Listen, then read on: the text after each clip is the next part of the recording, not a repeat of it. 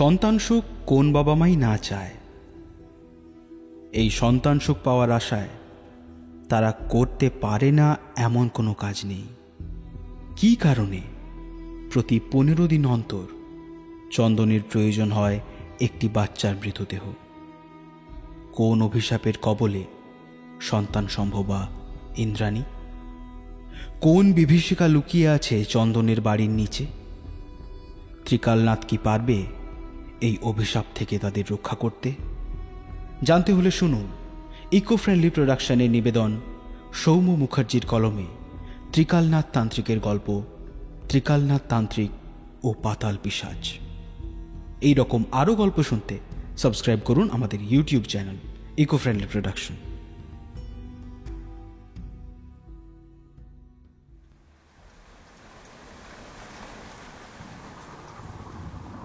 বৃষ্টি মুখর এক রাত্রি। যত দূর চোখ যায় আকাশে মেঘের চাদর ছড়িয়ে রয়েছে তত দূর। মাঝে মাঝেই গুরুগম্ভীর শব্দে বজ্রপাত হচ্ছে। অন্ধকার রাতে ক্যামেরার ফ্ল্যাশ লাইটের মতো বিদ্যুৎ ঝলকে বারবার চমকে উঠছে চন্দন। ছোট্ট একটা কালো ছাতা দিয়ে জলের ঝাপটা থেকে নিজেকে বাঁচিয়ে কোনো রকমে এগিয়ে যাওয়ার চেষ্টা করছে সে, কিন্তু দামাল হাওয়া তার বিরুদ্ধে বারবার বিদ্রোহ ঘোষণা করছে। হাতে ঝোলানো কালো প্লাস্টিকটা খুব ভালো করে ধরে রয়েছে সে। দেখলেই বোঝা যায় কিছু একটা রয়েছে তাতে। খুব জোরে পা চালাচ্ছে চন্দন। একে বৃষ্টি, ঠান্ডা হাওয়া, তারপর নভেম্বর মাসের এই হাড় কাঁপানো ঠান্ডায় চন্দনের প্রতিটা অস্থির মধ্যে একটা শীতল স্রোত বয়ে যাচ্ছে। মাঝে মাঝেই কেঁপে উঠছে সে। আজ রাতের ঘটনার কথা মনে পড়তেই বড্ড কষ্ট আর ভয় হচ্ছে চন্দনের।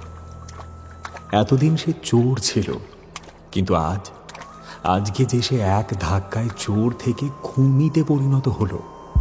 ছি ছি, শেষ পর্যন্ত খুন। ছি চন্দন, ছি, খুন করলি তুই। নিজের ওপর দারুণ লজ্জা আর ঘৃণা বোধ করছিল সে, কিন্তু কিছুক্ষণ পর নিজেই নিজেকে বোঝানোর চেষ্টা করল এছাড়া আর কোনো উপায় যে নেই তার কাছে। নিজের সন্তানের মুখ দেখবার জন্য এটুকু তাকে করতেই হবে। ওই রাক্ষসীর ক্ষুধা নিবৃত্তি করতেই হবে, এছাড়া আর কোনো পথ তার কাছে খোলা নেই। এইসব ভাবনার মাঝে একটা দমকা হাওয়া এসে উড়িয়ে নিয়ে গেল হাতের ছাতাটা। চন্দনের বুকটা ধড়াস করে উঠল। তার মনে হলো পায়ের তলার মাটি বৃষ্টির জলে ধুয়ে গিয়ে সে নিমজ্জিত হচ্ছে একটা কালো অন্ধকারের মধ্যে, যেন পাতাল পুরীতে প্রবেশ করছে সে। ভয়ে উত্তেজনায় সে উন্মাদের মতো ছুটে চলল ছাতাটার দিকে। হাতের পলিথিনটা বুকের মধ্যে শক্ত করে চেপে ধরে রয়েছে। জামার ভেতর ভালো করে লুকিয়ে সেটা বৃষ্টির হাত থেকে বাঁচাতে চাইছে সে। এত কষ্ট করে তার খাবার জোগাড় করলাম, এইভাবে নষ্ট হবে? তাহলে যে সর্বনাশ হয়ে যাবে। না না, এত দূরে এগিয়ে এভাবে তীরে এসে তরি ডুবতে পারে না। না না না না, কিছুতেই না। ছাতাটা কুড়িয়ে নিয়ে চন্দন আবার চলতে শুরু করলো। বারবার সে তাকাতে থাকলো সেই কালো পলিথিনের দিকে। ভেতরের জিনিসটা ভিজে যায়নি তো? নইলে আর শেষ রক্ষা হবে না যে।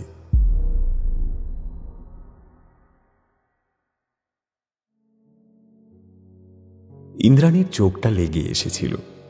ইতিমধ্যে দুবার সে নিচের ঘর থেকে সেই চিৎকার শুনতে পেয়েছে। দুবারই সে উঠে গিয়ে ভালো করে দেখে এসেছে নিচের দরজাটা ভালো করে বন্ধ আছে কিনা। নিচের দরজা, কারণ ঘরটা আসলে মাটির তলায়। ইন্দ্রাণী আছে সেই ঘরের ওপরে। শুয়ে শুয়ে সে ভাবছিল, আর কতদিন এই অভিশাপ বই বেড়াতে হবে কে জানে। ইনি দুবার, না না না, এবারে আর হারলে চলবে না। এবারেরটা বাঁচাতেই হবে। না, বাঁচাতেই হবে। নিজের ফোলা পেটের দিকে তাকায় ইন্দ্রাণী। একবার হাত বুলিয়ে দেখে সেটা। প্রথমবারে 6 মাসে আর দ্বিতীয়বারে 6 মাসে নিয়ে গিয়েছিল। এখন আবার তার বয়স 6 মাস। প্রতিবারই কেন 6 মাসে এসেই সে নিয়ে যাচ্ছে তার সন্তানকে? তাহলে কি এবারেও? না না, এসব কেন ভাবছে সে? আর তো মাত্র 3 মাসের ব্যাপার, হয়ে যাবে কষ্ট করে। এবারেরটা সে আর হারাতে দেবে না। কিন্তু আজ চন্দন এখনো আসছে না কেন? এত দেরি তো ওর হয় না। এদিকে সময়ও যে এগিয়ে আসছে। দরজায় খটখট শব্দ পেয়ে চমকে ওঠে ইন্দ্রাণী। এমনিতে সে খুব চটপটে, কিন্তু ডাক্তারের নির্দেশে এখন তার বেশি লাফালাফি করা বারণ। আর সে এই অবস্থায় তাড়াতাড়ি হাঁটা চলাও করতে পারে না। আস্তে আস্তে বিছানা থেকে উঠে সে দরজার দিকে এগিয়ে গেল। ঘর থেকে বেরিয়ে করিডোরটা পেরিয়ে ডান দিকে বাঁক নিতে গিয়ে তার চোখ পড়ল বাঁ দিকের করিডোর যেখানে শেষ হয়েছে সেই দিকে থাকা দরজার দিকে। না, সব ঠিক আছে, দরজা বন্ধই আছে। ওই তো বড় তালাটা ঝুলছে। নিশ্চিন্ত হয়ে ডান দিকে ঘুরে দরজার সামনে গিয়ে দাঁড়ালো সে। দরজাটা খুলে দিতে একটা দমকা হাওয়া ছুটে এলো তার দিকে, আর সাথে আনলো বৃষ্টির জলের ঝাঁট। ঠান্ডা জোলো হাওয়ায় শরীরটা কেঁপে উঠল ইন্দ্রাণীর। চন্দনের দিকে তাকাতে সে দেখল চন্দন কাক ভেজা হয়ে বাড়িতে ফিরেছে। হাতের ছাতাটা ঝাড়তে ঝাড়তে সে জিজ্ঞাসা করল, বৃষ্টিটা যা এলো! উফ, এই ঠান্ডায় বৃষ্টি আর সহ্য হয় না। একেবারে ভিজে গেলাম। ইস! আর তুমি খেয়েছো তো? না তো। সে কি, কেন এত দেরি হয়ে গেছে? আমি তো তোমায় ফোন করে বললাম যে আজকে একটু দেরি হবে, আমার জন্য অপেক্ষা করতে হবে না, খেয়ে নিও। তোমায় না ডাক্তার বারবার করে বলেছে ঠিক সময় খাওয়া দাওয়া করতে। ইন্দ্রাণী করিডোরের সেই দরজাটার দিকে মুখ ঘুরিয়ে বলল, সেও যে জেগে আছে, তার খিদে না মিটলে যে এবারে আর সন্তানের মুখ দেখা হবে না।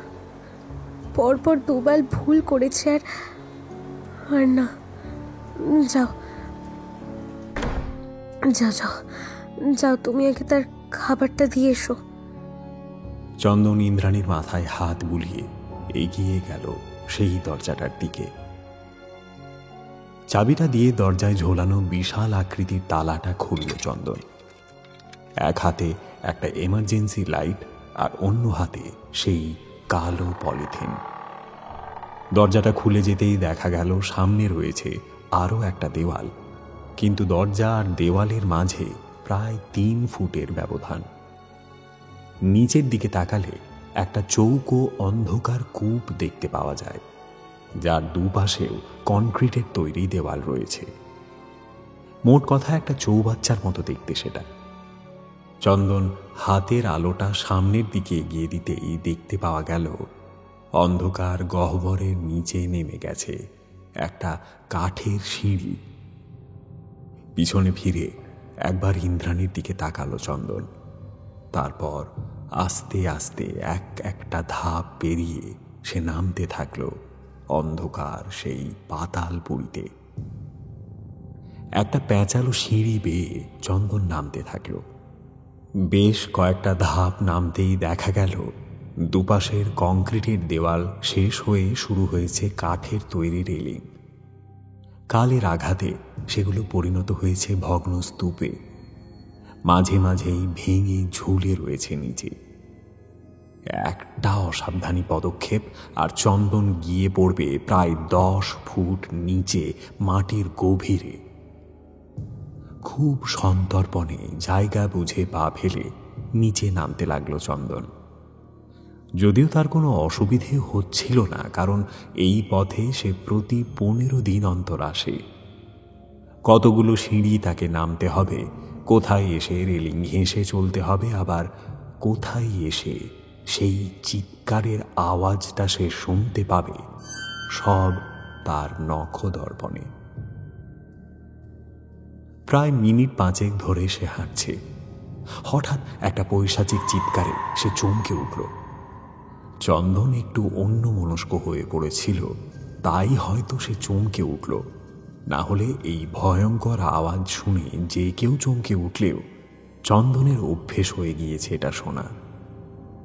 সে দাঁড়িয়ে ওপর দিকে তাকালো, মনে মনে গুনল, 1, 2, 3।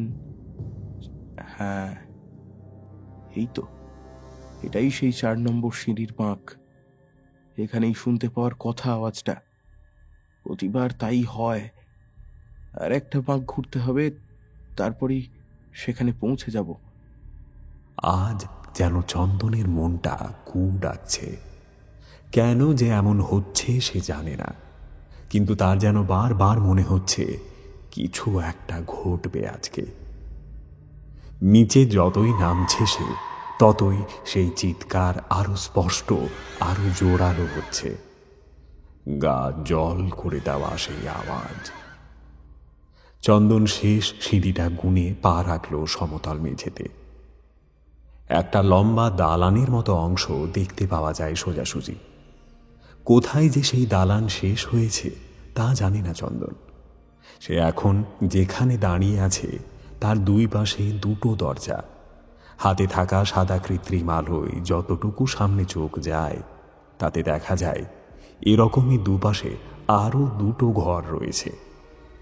আলোর গতিপথ যেখানে শেষ, তারপরে আবারও অন্ধকারের বিস্তার। চন্দন কয়েকবার চেষ্টা করেছিল ওই পাশের ঘরগুলোতে যেতে, কিন্তু সে ব্যর্থ হয়েছে।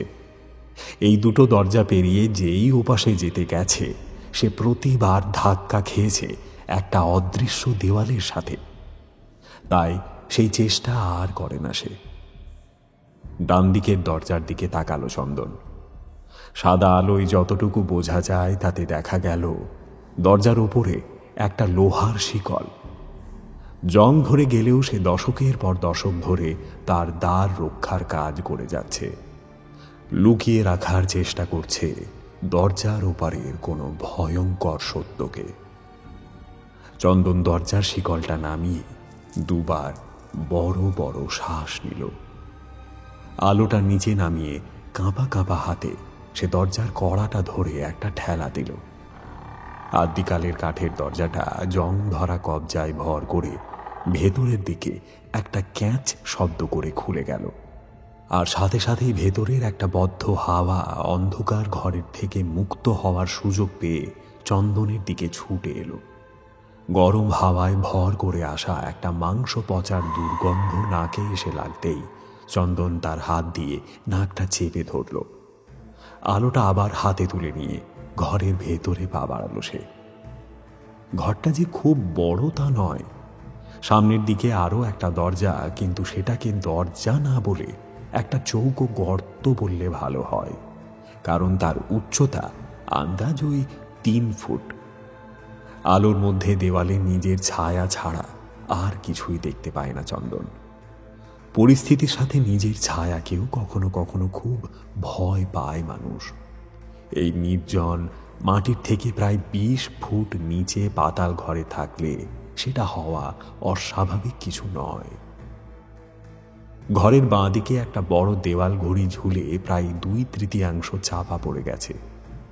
নিচের দিকের ভাঙা অংশ থেকে ঝুলে রয়েছে পেন্ডুলামটা।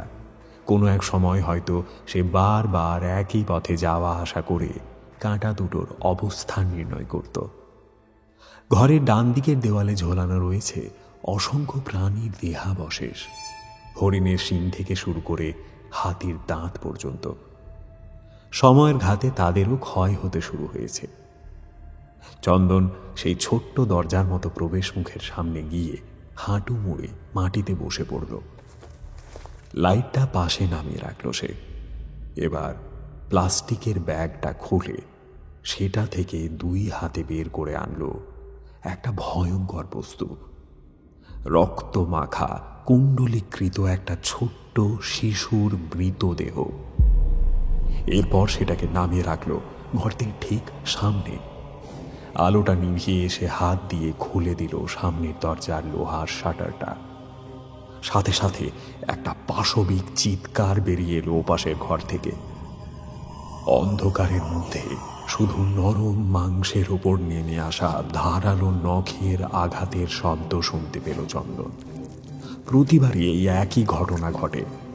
এরপর একটা রক্তের গরম স্পর্শ সে অনুভব করবে নিজের হাঁটুতে। ধীরে ধীরে সেই রক্তের ধারা পায়ের দুই পাশ দিয়ে বয়ে গিয়ে চলে যাবে পিছনের দরজার দিকে। তারপর যতক্ষণ না একটা জোরালো শব্দে সামনের লোহার শাটারটা বন্ধ হচ্ছে, ততক্ষণ সে একইভাবে বসে থাকবে তার অজানা কোনো বিভীষিকার সামনে। আজকে তার বড্ড বেশি ভয় করছে। এতদিন ধরে সে এই কাজ করে আসছে, কোনোদিন এমন হয় না তার। সারা শরীর ভয়ে কাঁপতে থাকলো তার। একটা অজানা দুশ্চিন্তা যেন বারবার এসে তাকে বলে যাচ্ছে, চন্দন, যাই হয়ে যাক, আলো যেন কোনোভাবে না জ্বলে। গোটা ঘরটা আস্তে আস্তে ভরে উঠল একটা পৈশাচিক হাসি আর রক্ত মাংসের গন্ধে। মানুষ যখন সব থেকে বেশি ভয় পায়, তখন সে একটা জিনিসেরই সন্ধানে থাকে, যে জিনিস এক ঝটকায় বুকের মধ্যে চাপা পড়ে যাওয়া সাহসের আলোক শিখা জ্বালিয়ে তুলতে পারে, সেটা হলো আলো। চন্দনের হাত যেন নিজে থেকেই চলে গেল পাশে রাখা আলোর সুইচের দিকে। একটা খট শব্দ, আর সাথে সাথে চারিদিক আলোকিত হয়ে উঠল কৃত্রিম সাদা আলোয়। আর তারই সাথে দুটো ভয়ঙ্কর আর্তনাদে কেঁপে উঠল চারিদিক। একটা চন্দনের, আরেকটা উল্টো দিকে থাকা সেই অচেনা বিভীষিকার। চন্দন দেখল সামনে একটা প্রচণ্ড মূর্তি প্রায় বুক ঠেলে বেরিয়ে এসেছে পিছনের অন্ধকার প্রকোষ্ঠ থেকে। মাথা থেকে ঝুলে রয়েছে লম্বা চুলের গোছা, মুখের ওপর পড়েছে সেগুলো। মুখে চুলে লেগে রয়েছে চন্দনের নিবেদন করা ভোগের অবশিষ্টাংশ, মাংস, রক্ত। দুটো হাত দুদিকের দেওয়ালে আটকানো রয়েছে মোটা মোটা শিকল দিয়ে। হাতের মাঝখানে গেঁথে রাখা আছে বড় বড় লোহার রড। দুটো পা ভেতরের দিকে কোনো একটা অদৃশ্য শক্তিতে বেঁধে রাখা হয়েছে। গোটা শরীরটা শুধু কোমরে ভর করে আর দুই দেওয়ালে আটকানো হাতের ওপর জোর দিয়ে মুখ নামিয়ে কামড়ে কামড়ে খাওয়ার চেষ্টা করছে শিশুটাকে। চন্দন ভাবল, এই কে? কোন ভয়ঙ্করকে সে এতদিন খাবার দিয়ে এসেছে? কার সামনে বসে সে অপেক্ষা করছে তার খাবার শেষ হওয়ার? এতদিন একবারও তার কেন মনে হয়নি একবার আলোটা জ্বেলে দেখার? ভয়ে তার চোখ বিস্ফারিত হয়ে গেছে, নিঃশ্বাস বন্ধ হয়ে আসছে তার। সামনের ওই ভীষণ দর্শন মূর্তি চেঁচিয়েই যাচ্ছে অনবরত। আলো তার সহ্য হচ্ছে না। বারবার ঝাঁকুনিতে তার কঙ্কাল স্বরূপ শরীরটা দুলছে। নগ্ন দেহে শুধু বোঝা যায় তার চামড়া আর হাড়গুলো, মাংস বলে কিচ্ছু নেই। কিভাবে এ বেঁচে আছে এতদিন এইভাবে? চন্দন ভাবল, একটা অভিশাপ এত ভয়ঙ্কর হতে পারে? এতটা নির্মমভাবে কাউকে কষ্ট দিতে পারে? একটা ভুল কারো জীবনকে এত দুর্বিষহ করে তুলতে পারে? কোনো রকমে সাহস করে সেদিকে এগিয়ে শাটারটা দু হাতে ধরে সে নিচে নামিয়ে দিল। বিভীষিকা হারিয়ে গেল অন্ধকার প্রকোষ্ঠের ওপারে। আলোটা নিয়ে আস্তে আস্তে উঠে পড়ল চন্দন। বাইরে বেরিয়ে এসে দরজার শিকল আবার তুলে দিল। পিছন ফিরে উল্টো দিকের দরজার কাছে গিয়ে দাঁড়ালো। এটাও আগেরটার মতোই একই রকম কাঠেরই দরজা, কিছু জায়গায় ভেঙে গেছে ক্ষয়ে গিয়ে। সে উঁকি দিল সেই ভাঙা অংশের মধ্য দিয়ে। হ্যাঁ, এবারেও একই দৃশ্য, প্রতিবারের মতোই। আগের শিশুটার মৃতদেহটা পড়ে রয়েছে তারও আগের পচা গলা মৃতদেহগুলোর সাথে। এটার ব্যাখ্যা চন্দন কিছুতেই খুঁজে পায় না। সে মৃতদেহ রেখে আসে উল্টো দিকের ঘরে, কিন্তু সেগুলো ওই পিশাচ খাওয়ার পর এই ঘরে আসে কিভাবে? 15 দিন পর এসে হয়তো দেখবে আজকের বাচ্চাটির মৃতদেহ পড়ে থাকবে এই ঘরে। চন্দন আবার সিঁড়ি বেয়ে ওপরে উঠতে শুরু করলো। কি গো, এত চুপচাপ কেন বলো তো? কি হলো? এই কি ভাবছো বলো তো তুমি?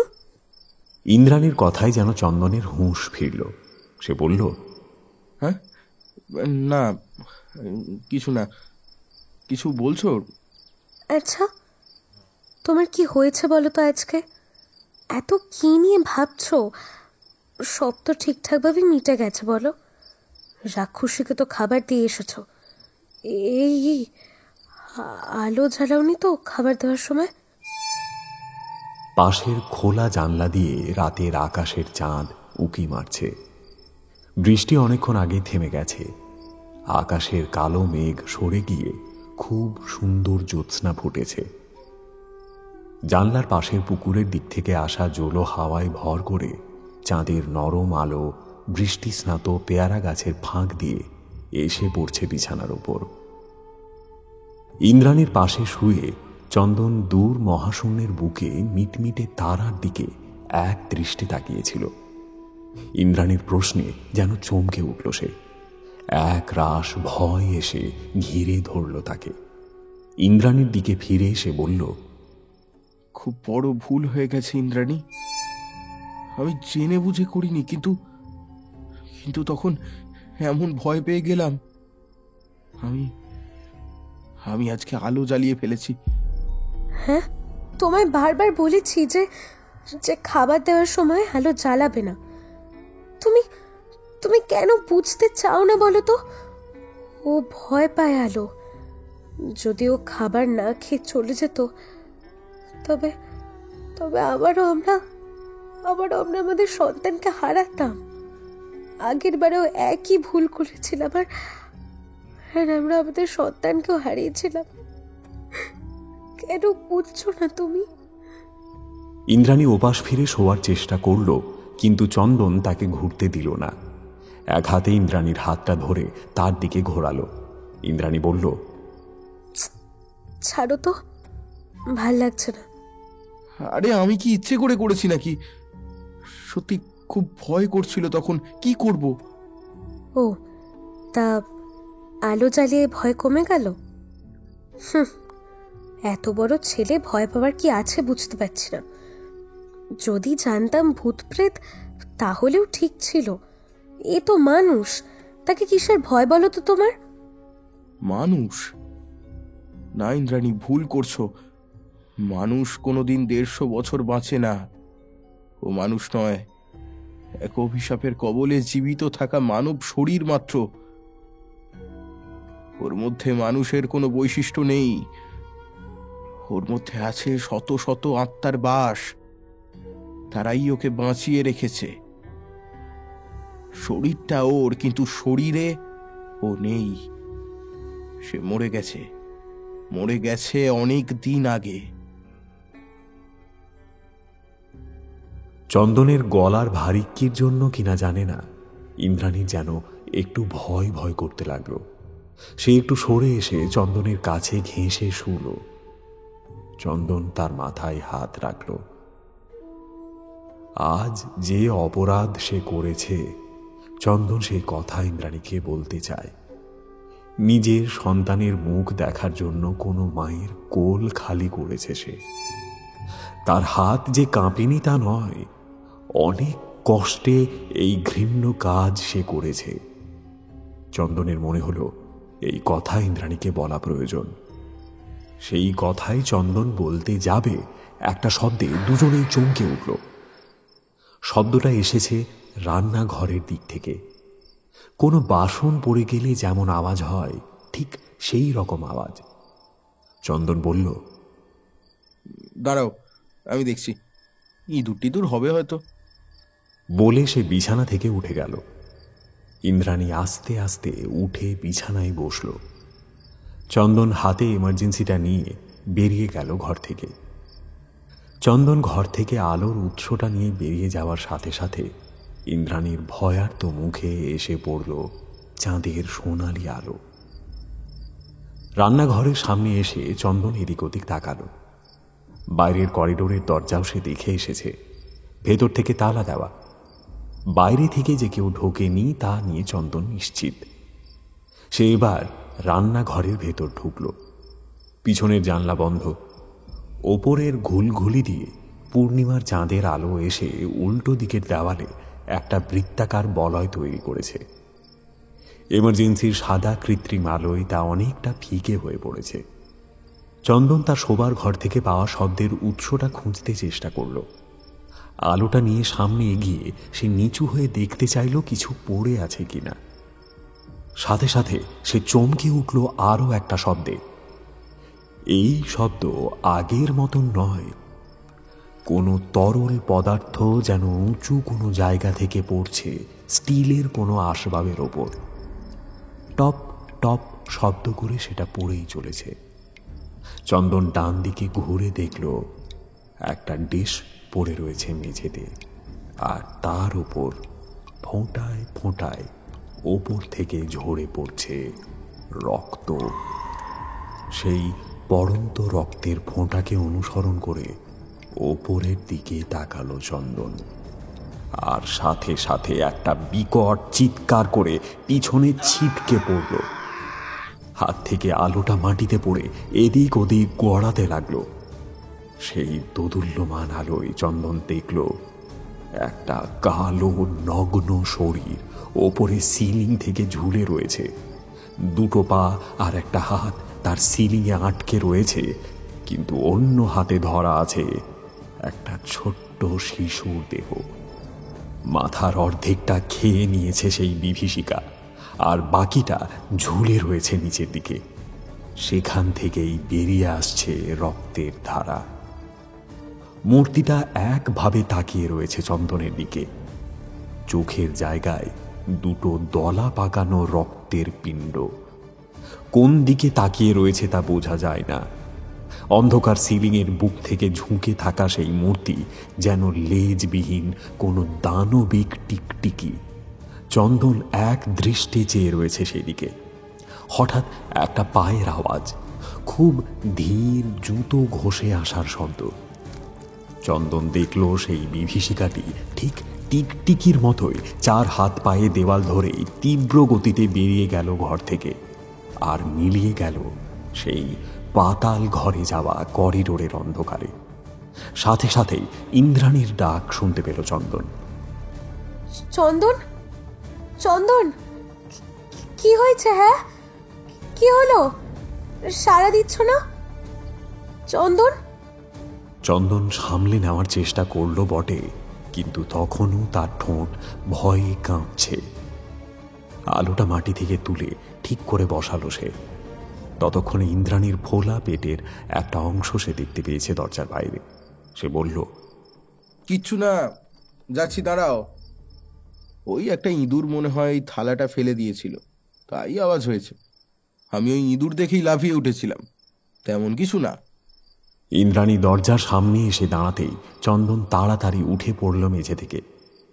এক্ষুনি থালাটা সরাতে হবে, না হলে তার উপর রক্ত দেখলে ইন্দ্রাণী সন্দেহ করবে। কিন্তু থালাটা তুলতে গিয়ে চন্দন চমকে উঠল। কোথায় রক্তের দাগ? সম্পূর্ণ পরিষ্কার থালা। তাকে থালা হাতে দাঁড়িয়ে থাকতে দেখে ইন্দ্রাণী বলল, কি গো, কি হলো? হ্যাঁ, এরকম করে কি দেখছো থালায়? হ্যাঁ, কই, না না, কিছু না, চলো।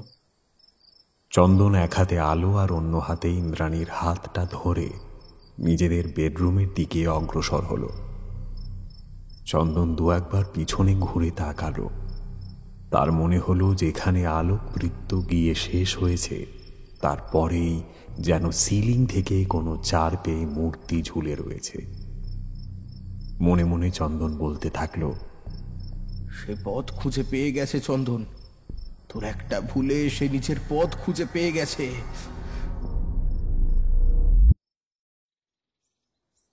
সুপ্রভাত, উঠে পড়ো, উঠে পড়ো। চন্দনের ডাকে ইন্দ্রাণী চোখ রগড়াতে রগড়াতে তার দিকে চাইল। সকালে সূর্যের আলো জানলা দিয়ে এসে ইন্দ্রাণীর মুখের ওপর পড়েছে। সে মুখ তুলে দেখল চন্দন বিছানার সামনে এসে দাঁড়িয়েছে, হাতে একটা প্লেট, তাতে চা আর বিস্কিট রাখা। সেটা সামনের টেবিলে নামিয়ে রেখে চন্দন বলল, নাও নাও, অনেক দেরি হয়ে গেছে, তোমাকে খাইয়ে আবার হসপিটালে বেরোবো, চলো। বলে সে ইন্দ্রাণীকে দু হাতে ধরে তুলে বসালো বিছানায়। নিদ্রাতুর চোখের শেষ ঘুমটুকু ঘষে মুছে ফেলার চেষ্টা করতে করতে ইন্দ্রাণী প্রশ্ন করল, এখন এখন কটা বাজে? এখন 8টা বাজে। হ্যাঁ, এত দেরি হয়ে গেছে? এ বাবা, কখন বেরোবে তুমি?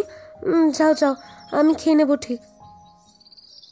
এই শোনো না, বলছি কি, হ্যাঁ বলো। বলছি তুমি যে 15 দিন অন্তর একটা করে মৃত বাচ্চা হসপিটাল থেকে চুরি করছো, কেউ কেউ কিছু বুঝতে পারবে না তো?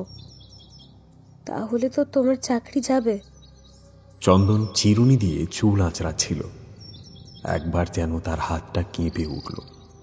তারপর আবার একইভাবে চুল আঁচড়ে সে ইন্দ্রাণীর সামনে এসে দাঁড়ালো, বলল, জানলেই বা কি হবে, আমি আমার সন্তানের জন্য এটুকু করতেই পারি। আর ওই মৃত বাচ্চাগুলো তো সেই মাটির তলাতেই কবরস্থ হবে, আর আমিও তাদেরকে মাটির তলাতেই তো পাঠাচ্ছি। বলে হেসে উঠল সে। ইন্দ্রাণী চুপ করে রইল। চন্দন তাকে বলল, হ্যাঁ, রান্না করা আছে, আমার যদি দেরি হয় খেয়ে নিও, অপেক্ষা করো না যেন, আমি এলাম। চন্দন ব্যাগ হাতে বেরিয়ে গেল। ইন্দ্রাণী বিছানাতেই চুপ করে বসে রইল। সে ভাবল, যদি সেদিন সে সেই ডায়েরিটার প্রতি বেশি উৎসাহ না দেখাতো, তাহলে হয়তো এসব কিছুই হতো না। এসব ভাবতে ভাবতেই পাশের টেবিলের ওপর ফোনটা বেজে উঠল তারস্বরে। একটু যেন চমকে উঠল ইন্দ্রাণী। ফোনটা হাতে নিয়ে রিসিভ করল সে। ওপাশ থেকে একটা নারী কণ্ঠ ভেসে এলো। হ্যাঁ, কে বলছেন? হ্যালো ইন্দ্রাণী, আমি মিঠু জেঠিমা বলছি। চিনতে পারছো? চন্দনের জেঠিমা গো, সেই যে তোমার বিয়ের সময় দেখা হয়েছিল। ইন্দ্রাণীর ঠিক মনে না পড়লেও সুব্যবহারের প্রদর্শনের জন্যই সে বলল, না না জেঠিমা, ভুলে যাব কেন, মনে আছে। বলুন, কেমন আছেন আপনি? আমি ভালো আছি মা, তুমি ভালো আছো? হ্যাঁ জেঠিমা, ভালো আছি। আসলে ইন্দ্রাণী, অনেক দিন ধরেই আমার বৌমা তোমাদের বাড়ি যাওয়ার জন্য বায়না করছে। ওর ছেলের তো এই 6 মাস হলো, বিয়ের সময় তো তোমরা এলে না, তাই বলছে যে দিদির সাথে একবার দেখা করব।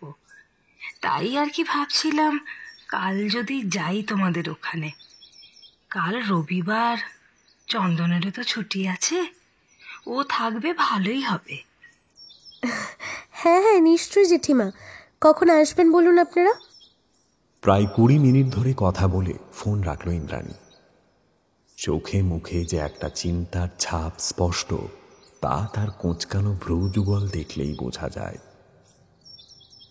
এই সময় যদি কেউ তাদের বাড়িতে আসে, তাহলে তাদের এই ভয়ানক সত্যির সম্মুখীন হয়ে যাওয়ার সম্ভাবনা রয়েছে। যাই হয়ে যাক, জেঠিমাদের 15 দিনের মধ্যে বাড়ি ফিরিয়ে দিতেই হবে।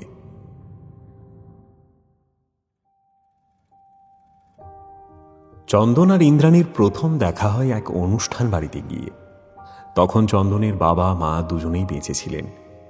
চন্দন তখন পড়াশোনা শেষ করে হাসপাতালের কাজে যোগ দিয়েছে। ইন্দ্রাণীর বয়স তখন 23। সেও পড়াশোনা ছেড়ে দিয়েছে তখন। বিয়ের চাপও আসছে বাড়ি থেকে ঘন ঘন। চন্দনের সাথে আলাপ হয়েছিল প্রথম সেই বিবাহ অনুষ্ঠানেই। তারপর পরিচয়, ভালোবাসা আর বিয়ে। এই সব কিছু হতে সময় লাগে 2 বছর। 3 বছর আগে তাদের বিয়ে হয়েছে। তার পরপরই চন্দনের বাবা মারা যান, আর তারপর তার মা। সুখবর এসেছিল তার কিছু মাস পরে, ইন্দ্রাণী সন্তান সম্ভবা। কিন্তু সেই খবরও 6 মাস পরে দুঃসংবাদে পরিণত হয়। জানা যায় ইন্দ্রাণীর সন্তান তার পেটের মধ্যেই মারা গেছে। ডাক্তার বলেছিল এটা খুব অস্বাভাবিক কিছু নয়, কিন্তু ইন্দ্রাণী আর চন্দন জানতো এই ঘটনার জন্য তারাই দায়ী। তারপর আবারও একই ঘটনা হয় দ্বিতীয়বারেও, আর এবারেও চন্দন আর ইন্দ্রাণী জানতো এই গর্ভপাতের কারণ কি। এবারে তাই তারা খুব সতর্ক এবং প্রায় মরিয়া তাদের তৃতীয় সন্তানের প্রাণ বাঁচানোর জন্য। ইন্দ্রাণীর বাড়ি পাশের গ্রাম হরিপুরে। চন্দনের বাড়িটা খুব বড় নয়, একজন মধ্যবিত্তের বাড়ি যেমন হয় সেরকমই। একতলা বাড়ি, সামনে একটা উঠোন, পিছনে একটা পুকুর রয়েছে, তাও অব্যবহারে পরিত্যক্ত অবস্থায় পড়ে। আবর্জনা আর গৃহকর্মে ব্যবহৃত জল ফেলা ছাড়া আর কোনো কাজেই সেটা ব্যবহার হয় না। চন্দন আজ প্রায় 5 বছর হলো গ্রামের হাসপাতালে কাজ করছে। বাবা মা মারা যাওয়ার পর থেকে সে আর ইন্দ্রাণী একাই থাকে। প্রতিবেশীদের সাথে সুসম্পর্ক থাকলেও ইন্দ্রাণী এখন কারো বাড়িতেই তেমন যেতে পারে না। মাঝে মাঝে পাড়ার বয়োজ্যেষ্ঠ মহিলারা আসেন তার সাথে কথা বলতে, তবে তাও ওই আলে কালে। এখন তাই ইন্দ্রাণী প্রায় বেশিরভাগ সময় একাই থাকে বাড়িতে, কিন্তু এতে তার কোনো কষ্ট হয় না। বরং যে অন্ধকার জগতের সত্যতা সে ওর তার স্বামী সকলের থেকে লুকিয়ে রাখতে চায়, তাতে আরো সুবিধে হয়।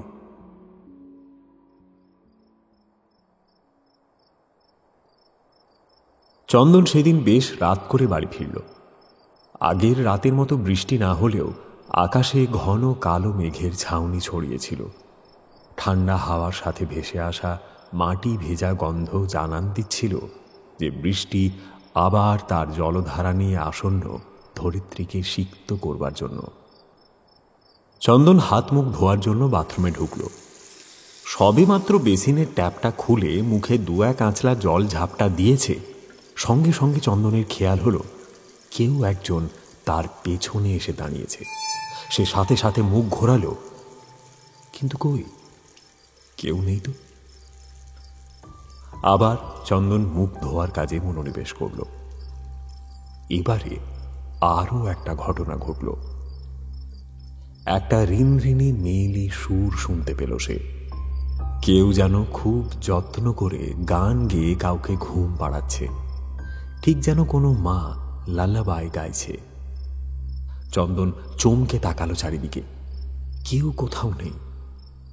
বাথরুমের সামনের জানলা দিয়ে আসা ঠান্ডা হাওয়ায় চন্দনের হঠাৎ যেন গাটা শিরশির করে উঠল। ট্যাপটা বন্ধ করে মুখ মোছার জন্য তোয়ালেটা নিতে গেল, আর সঙ্গে সঙ্গে তীব্র চিৎকার করে উঠল সে। চন্দনের সামনে একটা আয়না, আর সেটার দিকে চোখ বড় বড় করে তাকিয়ে রয়েছে সে। চন্দন দেখল তার গোটা মুখ জুড়ে রক্ত লেগে রয়েছে। এইমাত্র যেন সে রক্ত দিয়েই মুখটা ধুয়েছে। তার গাল বেয়ে গড়িয়ে চিবুকে নেমে আসছে সেই রক্তের ধারা। সে সাথে সাথে পাগলের মতো মুখটা তোয়ালে দিয়ে মুছতে শুরু করলো। একবার করে মুছে আর একবার করে আয়নায় তাকায়। একবার বেসিনের দিকে তাকাতেই আবারও চমকে উঠল সে।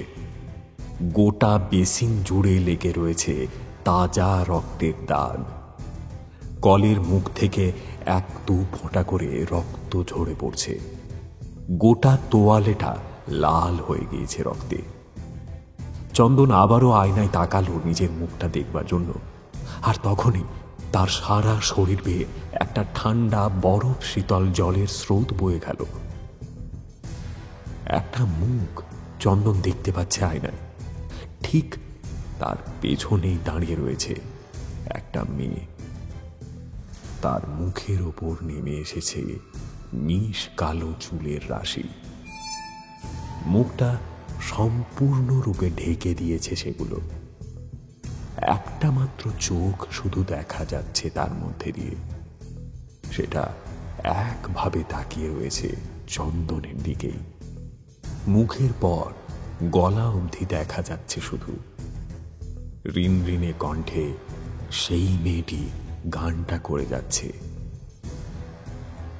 চন্দন কাঁপা কাঁপা গলায় বলল, কে তুমি? কি চাই এখানে? এখানে এখানে এলেই বা কি করে? মেয়েটি কিন্তু একবারের জন্যেও তার গান থামালো না, সে গাইতেই থাকলো। এখন আরো স্পষ্ট সেই গান। চন্দন আবার বলল, কি হলো? কে তুমি? বলো, কে তুমি? জানলা দিয়ে একটা হাওয়ার ঝাপটা এসে মেয়েটির মুখে লাগলো, আর সাথে সাথে তার চুলগুলো এলোমেলো ভাবে উড়ে গেল। চন্দন যা দেখল তাতে তার বুকে কেউ যেন হাতুড়ি দিয়ে একটা পেরেক ঠুকে দিয়ে গেল। মেয়েটার মুখের মধ্যে অসংখ্য আঁকা বাঁকা ক্ষতের দাগ কাটা, যেন কোনো বাচ্চা ছেলে ছুরি দিয়ে মুখে আঁকি বুকি কেটেছে তার। মেয়েটির চোখের এক কোণ দিয়ে বেরিয়ে আসছে লাল রক্ত। সে এখন তার গান থামিয়ে চন্দনের দিকে তাকিয়ে হাসছে। চন্দন সাথে সাথে পিছন ঘুরল, আর তখনই বাথরুমের ল্যাম্পটা নিভে গেল। লোডশেডিং। অন্ধকারের মধ্যেই চন্দন হতভম্ব হয়ে দাঁড়িয়ে রইল। চারিদিক একদম নিস্তব্ধ, শান্ত। হঠাৎ করে আবারও সেই লাল্লাবাইয়ের শব্দ কানে এলো চন্দনের। সে জোরে চেঁচিয়ে প্রশ্ন করল, কে তুই? হ্যাঁ, কি চাই তোর? প্রথম দুটো সন্তানকে তো নিয়েছিস, এবারেরটাও চাই? চারিদিকে একটা পৈশাচিক হাসির শব্দ ছড়িয়ে পড়ল। চন্দন মাথা ধরে বসে পড়ল সেখানে। হাসির সেই শব্দ আরো জোরালো হলো। আর সহ্য করতে পারল না চন্দন, সেখানে জ্ঞান হারিয়ে শুয়ে পড়ল সে। চোখ খুলেই এক লাফে বিছানার উপর উঠে বসল চন্দন। চারিদিকে তাকিয়ে দেখল সে বসে আছে নিজের বিছানায়। মাথাটা ঢিপ ঢিপ করছে তার, গায়ে হাতেও খুব যন্ত্রণা, বেশ দুর্বল লাগছে শরীরটা। ইন্দ্রাণীর নাম ধরে ডাকলো দুবার, ইন্দ্রাণী, ইন্দ্রাণী। রান্নাঘর থেকে ইন্দ্রাণীর গলার স্বর ভেসে এলো। বেশ কিছুক্ষণ পর ইন্দ্রাণী হাতে একটা খাবারের প্লেট নিয়ে ঘরে ঢুকলো। টেবিলের ওপর প্লেটটা রেখে সে বলল, এখন কেমন লাগছে? কি হয়েছিল বলো তো? ওভাবে বাথরুমে জ্ঞান হারিয়ে পড়ে গেলে কিভাবে? আমি আবার পাশের বাড়ি থেকে সৈকতকে ডাকলাম। ও না এলে একা আমি সামলাতেই পারতাম না। ও এসেই তো তোমাকে তুলে এনে ওই বিছানায় শুয়ে দিল। সেই মূর্তিমান বিভীষিকার কথা মনে পড়তেই চন্দনের হাত পা ঠান্ডা হয়ে গেল। সে ভয়ে ভয়ে বলল, জানো ইন্দ্রাণী, এবারেরটাকেও আমরা বাঁচাতে পারবো না হয়তো। কি এসব কি বলছো তুমি? বাঁচাতে পারবো না মানে? আর মাত্র কয়েক মাসের ব্যাপার। এতদিন এত নিষ্ঠার সাথে তাকে ভোগ দিয়েছো, আজকে আজকে কেন এমন মনে হচ্ছে হঠাৎ? হ্যাঁ।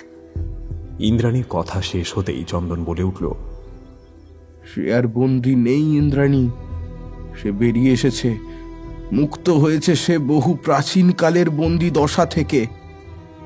আর আর কেউ বাঁচাতে পারবে না আমাদের সন্তানকে, কেউ না। আর আমাদের বাবা মা ডাক শোনার ইচ্ছে, আমাদের বাবা মা ডাক শোনার ইচ্ছে পূরণ হবে না ইন্দ্রাণী, আর হবে না।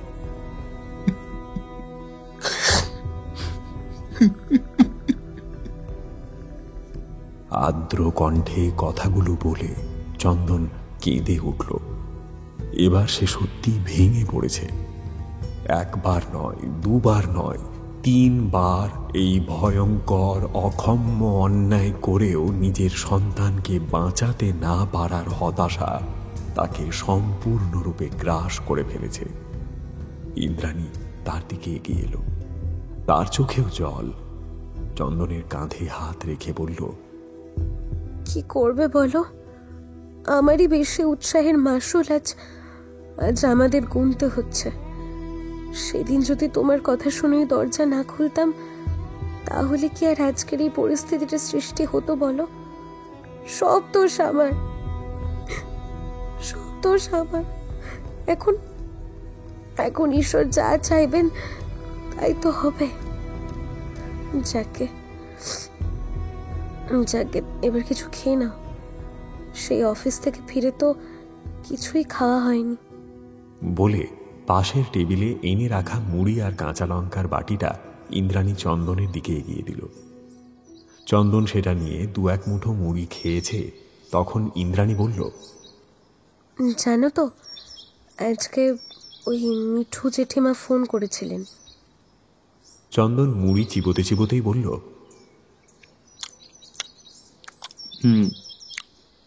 তা কি বললো, কেমন আছে সবাই?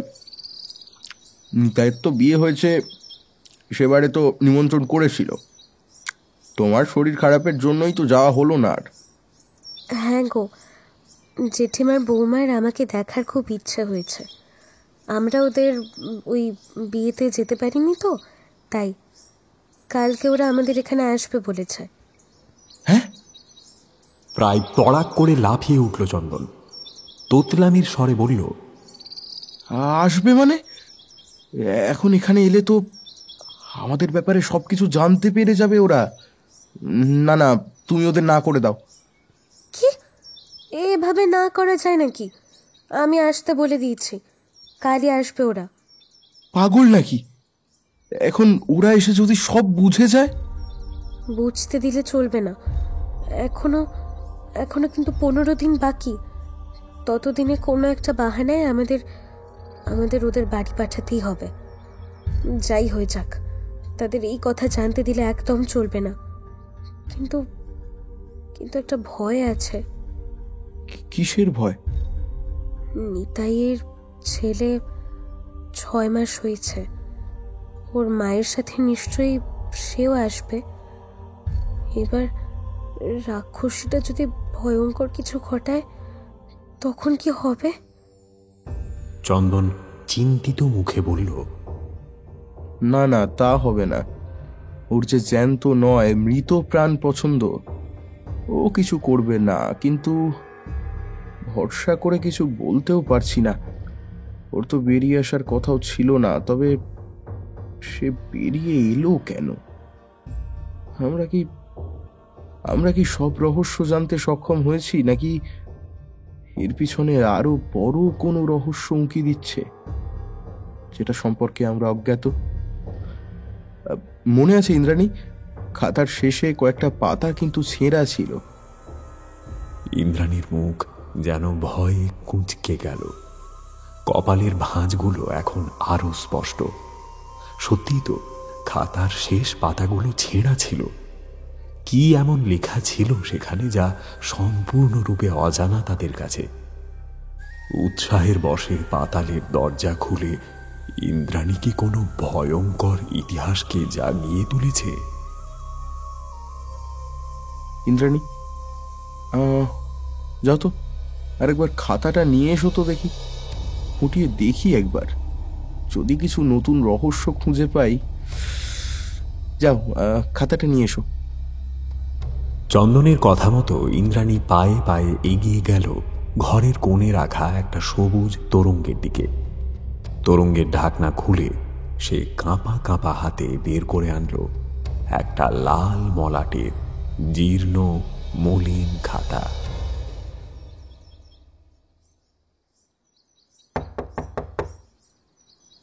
দরজায় বেশ কয়েকটা টোকা দেওয়ার পর চন্দন এসে দরজাটা খুলে দিল। খুলেই সামনের মানুষগুলোকে দেখে হাসি মুখে সে বলল, এসো জেঠিমা, এসো। আরে চন্দ্রিমাও এসেছে যে, এসো এসো, ভিতরে এসো। বলতে বলতেই জেঠিমার হাত থেকে ব্যাগটা নিজের হাতে নিয়ে বাড়ির ভেতর ঢুকল চন্দন। ইন্দ্রাণী, ইন্দ্রাণী, দেখো কারা এসেছে, দেখো। ইন্দ্রাণী ঘর থেকে বেরিয়ে এলো। আগত অতিথিদের দেখে মাথায় ঘোমটা তুলে হাসি মুখে বলল, আসুন জেঠিমা, আপনার কথাই হচ্ছিল এক্ষুনি। তা কেমন আছেন আপনি? বলে নিচু হয়ে নমস্কার করতে যাচ্ছিল, কিন্তু জেঠিমা তাকে ধরে বললেন, আরে করো কি, এই অবস্থায় কেউ প্রণাম করে? ওঠো ওঠো, এখন তোমার নিচু হওয়া বারণ। চলো ঘরে চলো। পাশ থেকে চন্দ্রিমা বলল, দিদি কেমন আছো? বলেই ঝুঁকে পায়ে হাত দিয়ে প্রণাম করল। উঠে বলল, তুমি তো আমার বিয়েতে গেলেই না, এবারে কিন্তু একসঙ্গে অনেক গল্প করব।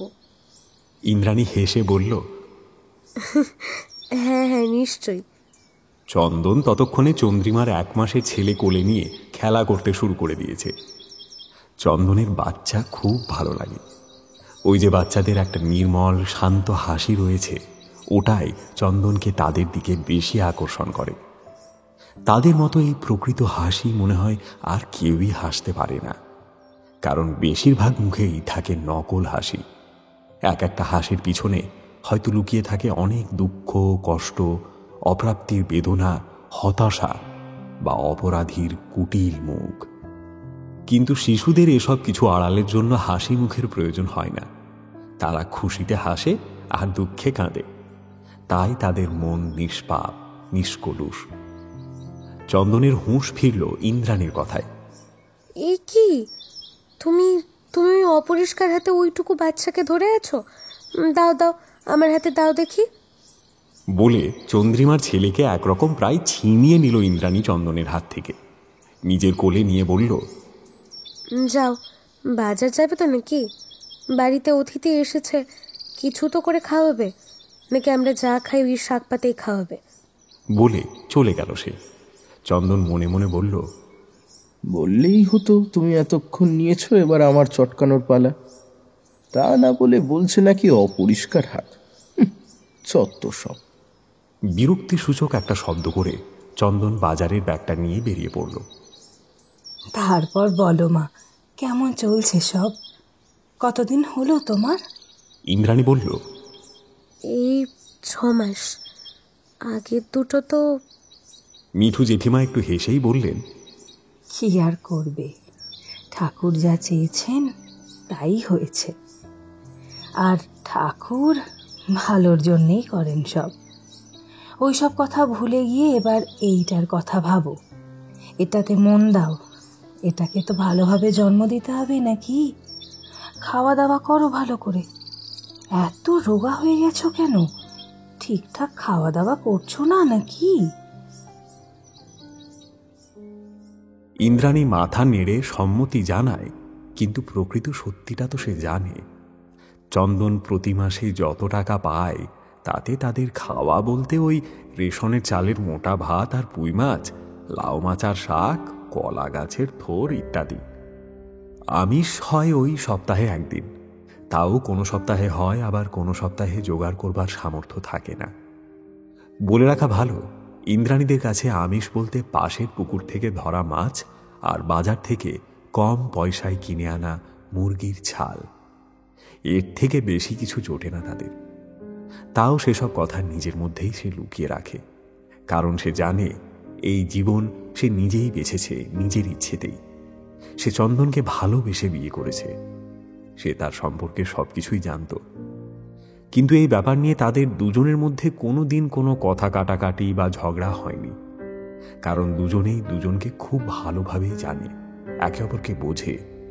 তারা দুজনেই জানে যে এই কষ্টের পরেই হয়তো কোনো দিন আবার সুখের সান্নিধ্য তারা পাবে। সেই দিনের অপেক্ষাতেই তারা সব কিছু মুখ বুঝে সহ্য করে নেয়। তাই ইন্দ্রাণীর তাদের এই অভাব অনটনের সংসার নিয়ে এতটুকুও দুঃখ নেই।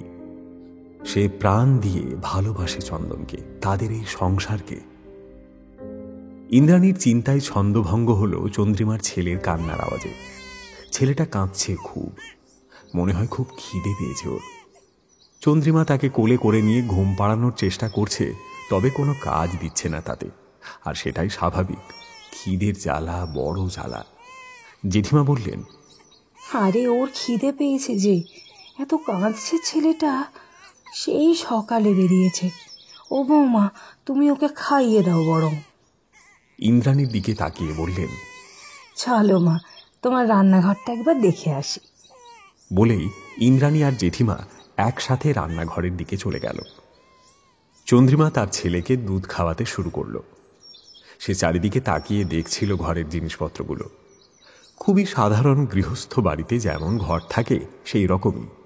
একটা খাট, একটা কাঠের বড় আলমারি, একটা ছোট দেওয়াল ঘড়ি আর একটা কাঠের আলনা, আসবাব বলতে এই সবই। একটা কাঁচের আয়না দেওয়ালে ঝোলানো রয়েছে, অল্প ফাটলের দাগ সেটাই স্পষ্ট। সিঁদুর আর লাল টিপের সমাবেশ দেখে সেটাকে একটা শতবার নিত্য ব্যবহারের জিনিস হিসেবে চিহ্নিত করতে খুব একটা অসুবিধে হয় না। ঘরের এক কোণে একটা কাঠের চৌকি রাখা, যেটা লাল কাপড়ের একটা টুকরো দিয়ে ঢেকে রাখা হয়েছে। তার ওপর বসানো হয়েছে একটা সবুজ রঙের জং ধরে যাওয়া তোরঙ্গ। এভাবেই চারিদিক চোখ ঘুরিয়ে দেখতে দেখতে চন্দ্রিমার চোখ আটকালো খাটের নিচে। জানলাটা খাটের ঠিক পাশেই হলেও জানলার ওপরের দিকের পাল্লাগুলো খোলা রয়েছে, কিন্তু নিচের দিকের গুলো বন্ধ। তাতে সূর্যের আলো বিছানার উপর এসে পড়েছে, কিন্তু তার নিচের দিকটা বেশ অন্ধকার হয়ে রয়েছে। চন্দ্রিমা দেখল সেখানে কি যেন দুটো ছোট ছোট আলোক বিন্দু জ্বলে রয়েছে।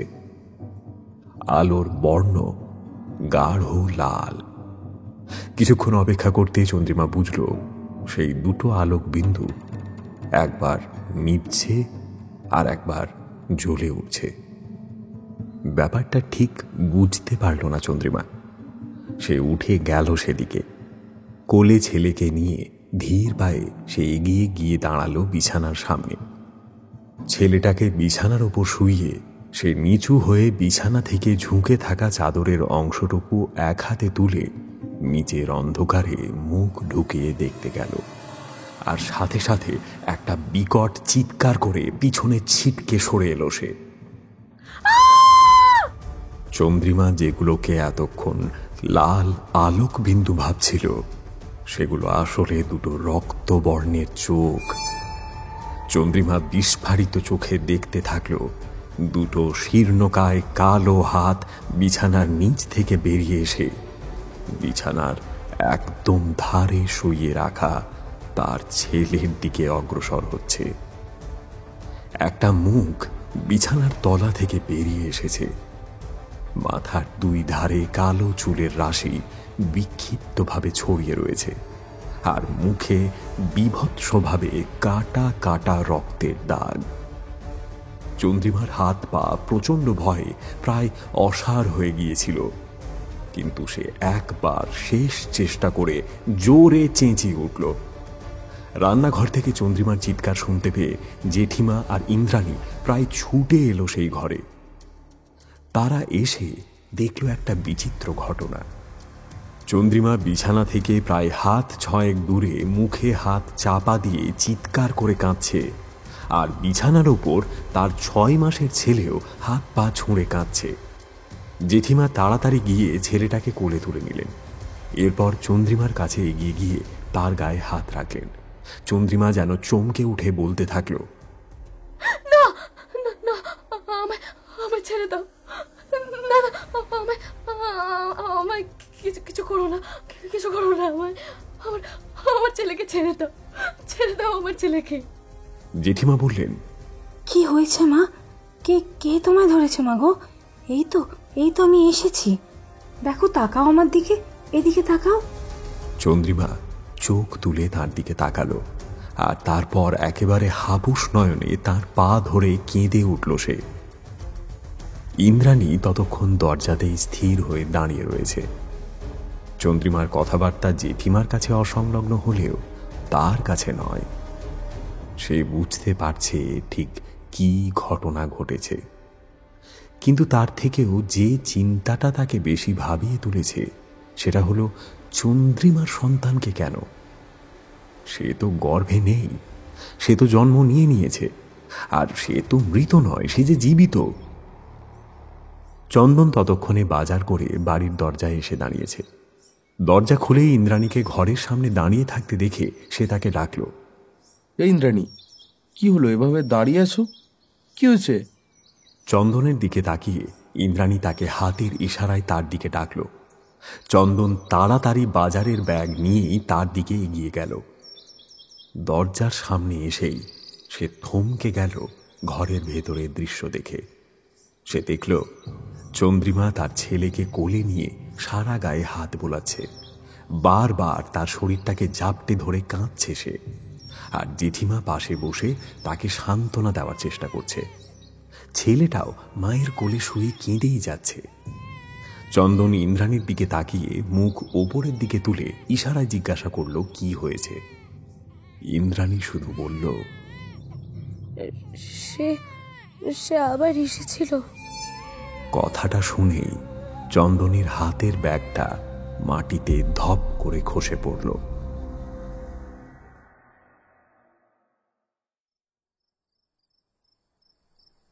আজকে সন্ধে থেকেই লোডশেডিং হয়েছে। সকালের সেই ঘটনা কেউই মন থেকে সম্পূর্ণ মুছে ফেলতে পারেনি। ঘরের মাঝে একটা ইমার্জেন্সি আলোকে ঘিরে চারিদিকে বসে রয়েছে চার মূর্তি। চারজনের মাঝখান থেকে বেরিয়ে আসা সাদা আলো তাদের পিছনে তৈরি হওয়া ছায়া মূর্তিদের পরস্পর থেকে পৃথক করে রেখেছে। চন্দ্রিমার ছোট্ট ছেলে সেই আলো ছায়াগুলোর মধ্যেই হামাগুড়ি দিয়ে ঘুরে বেড়াচ্ছে। একমাত্র সেই সকালের সব ঘটনা ভুলে গিয়ে মহানন্দে চারিদিকে খেলে বেড়াচ্ছে। সমস্ত ঘটনা চন্দ্রিমার মুখে শুনে মিঠু জেঠিমা বেশ কিছুক্ষণ চুপ করে রইলেন। চন্দন আর ইন্দ্রাণীর মুখ ফ্যাকাশে হয়ে গিয়েছে সব শুনে। তাদের খালি একটাই চিন্তা মাথায় ঘুরছে, চন্দ্রিমার ছেলেকে কেন? সে তো খেয়ে পড়ে বেঁচে থাকা জীবন্ত একটা শিশু। জেঠিমাই প্রথম মুখ খুললেন, বললেন, তুমি অন্য কিছু দেখে ভয় পাওনি তো মা?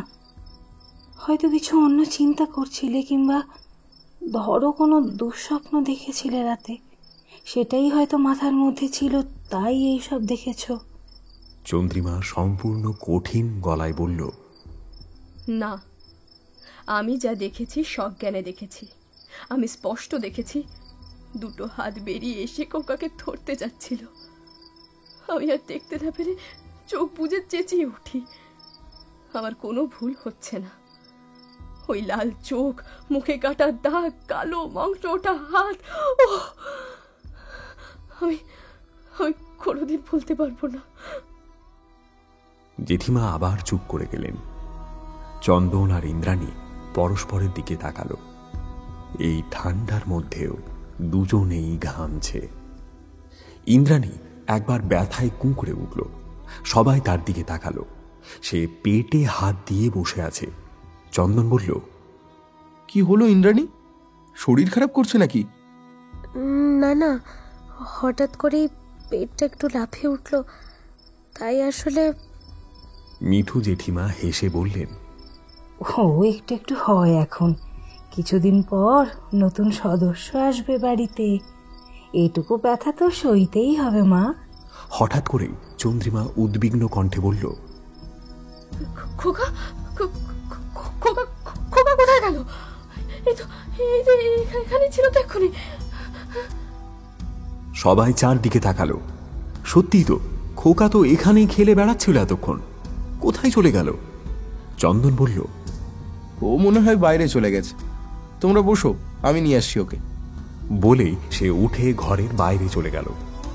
খোকা, খোকা, কোথায় গেলে? দরজার বাইরে বেরিয়ে বাঁ দিকে গেলে সদর দরজা, আর ডান দিকে রান্নাঘর। চন্দন দরজা দিয়ে বেরিয়েই ডান দিকে তাকালো, আর একটা ভয়ঙ্কর আর্ত চিৎকার করে উঠল। সবাই তার চিৎকার শুনে সাথে সাথে ধরফর করে উঠে গেল ঘরের বাইরে। চন্দনের চোখ বিস্ফারিত, মুখে রাগ আর ভয়ের এক মিশ্র অনুভূতি খেলা করছে তার। সেই আলো আঁধারের মধ্যেই চন্দনের দৃষ্টি অনুসরণ করতেই সকলে ভয়ে আতঙ্কে নিশ্চল হয়ে গেল। দালানের শেষে রান্নাঘরের সামনে ওটা বুকে ভর দিয়ে কে শুয়ে রয়েছে? ওই তো, তার সামনে খোকা বসে এক দৃষ্টে তার দিকে তাকিয়ে রয়েছে। সরীসৃপের মতো বুকে হেঁটে সে এগিয়ে আসছে খোকার দিকে। ইন্দ্রাণীর হাতে ধরে রাখা আলোয় চন্দ্রিমার সেই মূর্তির মুখটা চিনতে একটুও অসুবিধে হলো না, কারণ সেই মুখ আজকে সকালেই সে দেখেছে। সেই কাটা কাটা দাগ, সেই রক্তাক্ত মুখ। চন্দ্রিমা ছুটে গিয়ে তার ছেলেকে ধরতে গেল, কিন্তু তার পা যেন কোনো অলৌকিক শক্তি বলে প্রায় কয়েক মন ওজনের হয়ে গেছে। একটুও নড়তে পারছে না সে। সকলের অবস্থায় একই রকম। ধীরে ধীরে সেই মূর্তি ছোট্ট খোকার দিকে এগিয়ে আসছে। সে যেন ভয়ে কাঁদতেও ভুলে গেছে পিছন ফিরে চলে আসতেও। শুধু একভাবে সে তাকিয়ে রয়েছে।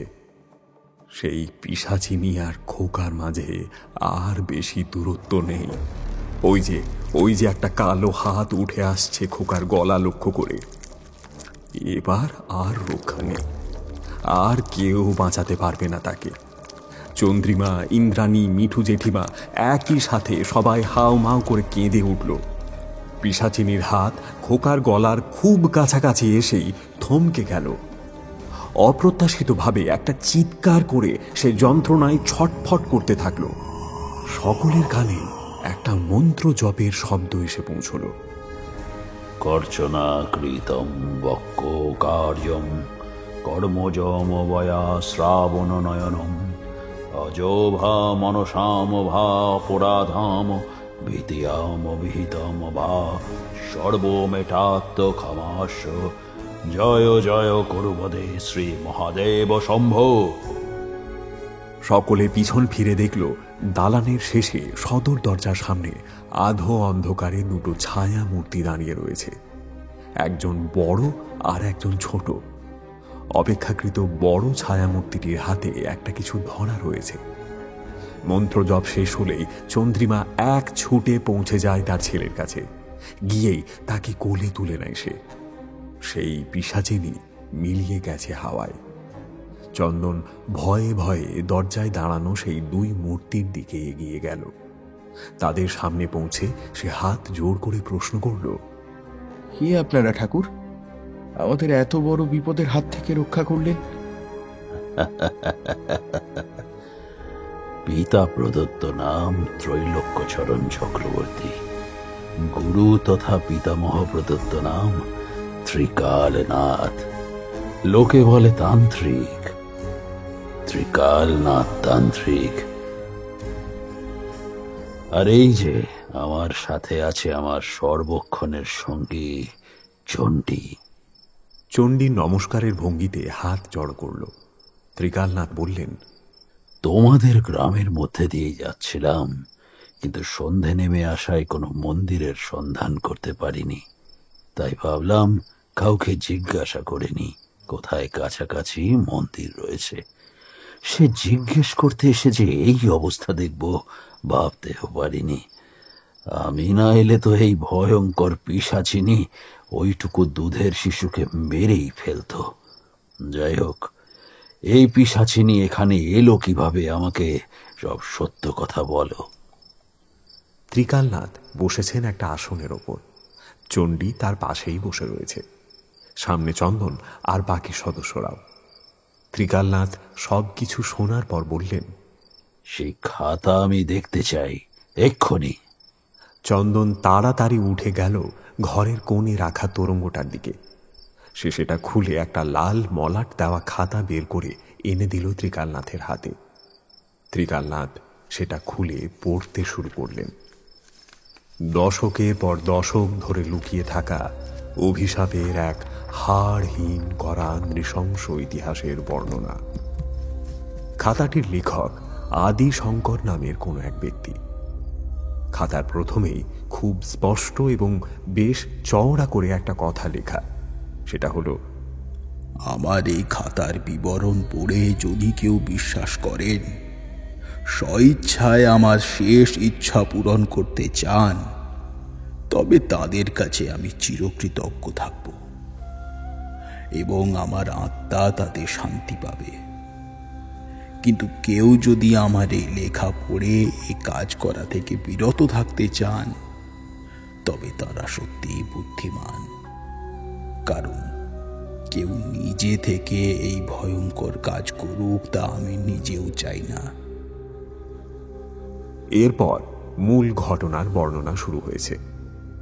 হাতের লেখা খুবই স্পষ্ট দেখেই বোঝা যায় যে যিনি লিখেছেন তিনি শিক্ষিত ব্যক্তিই ছিলেন।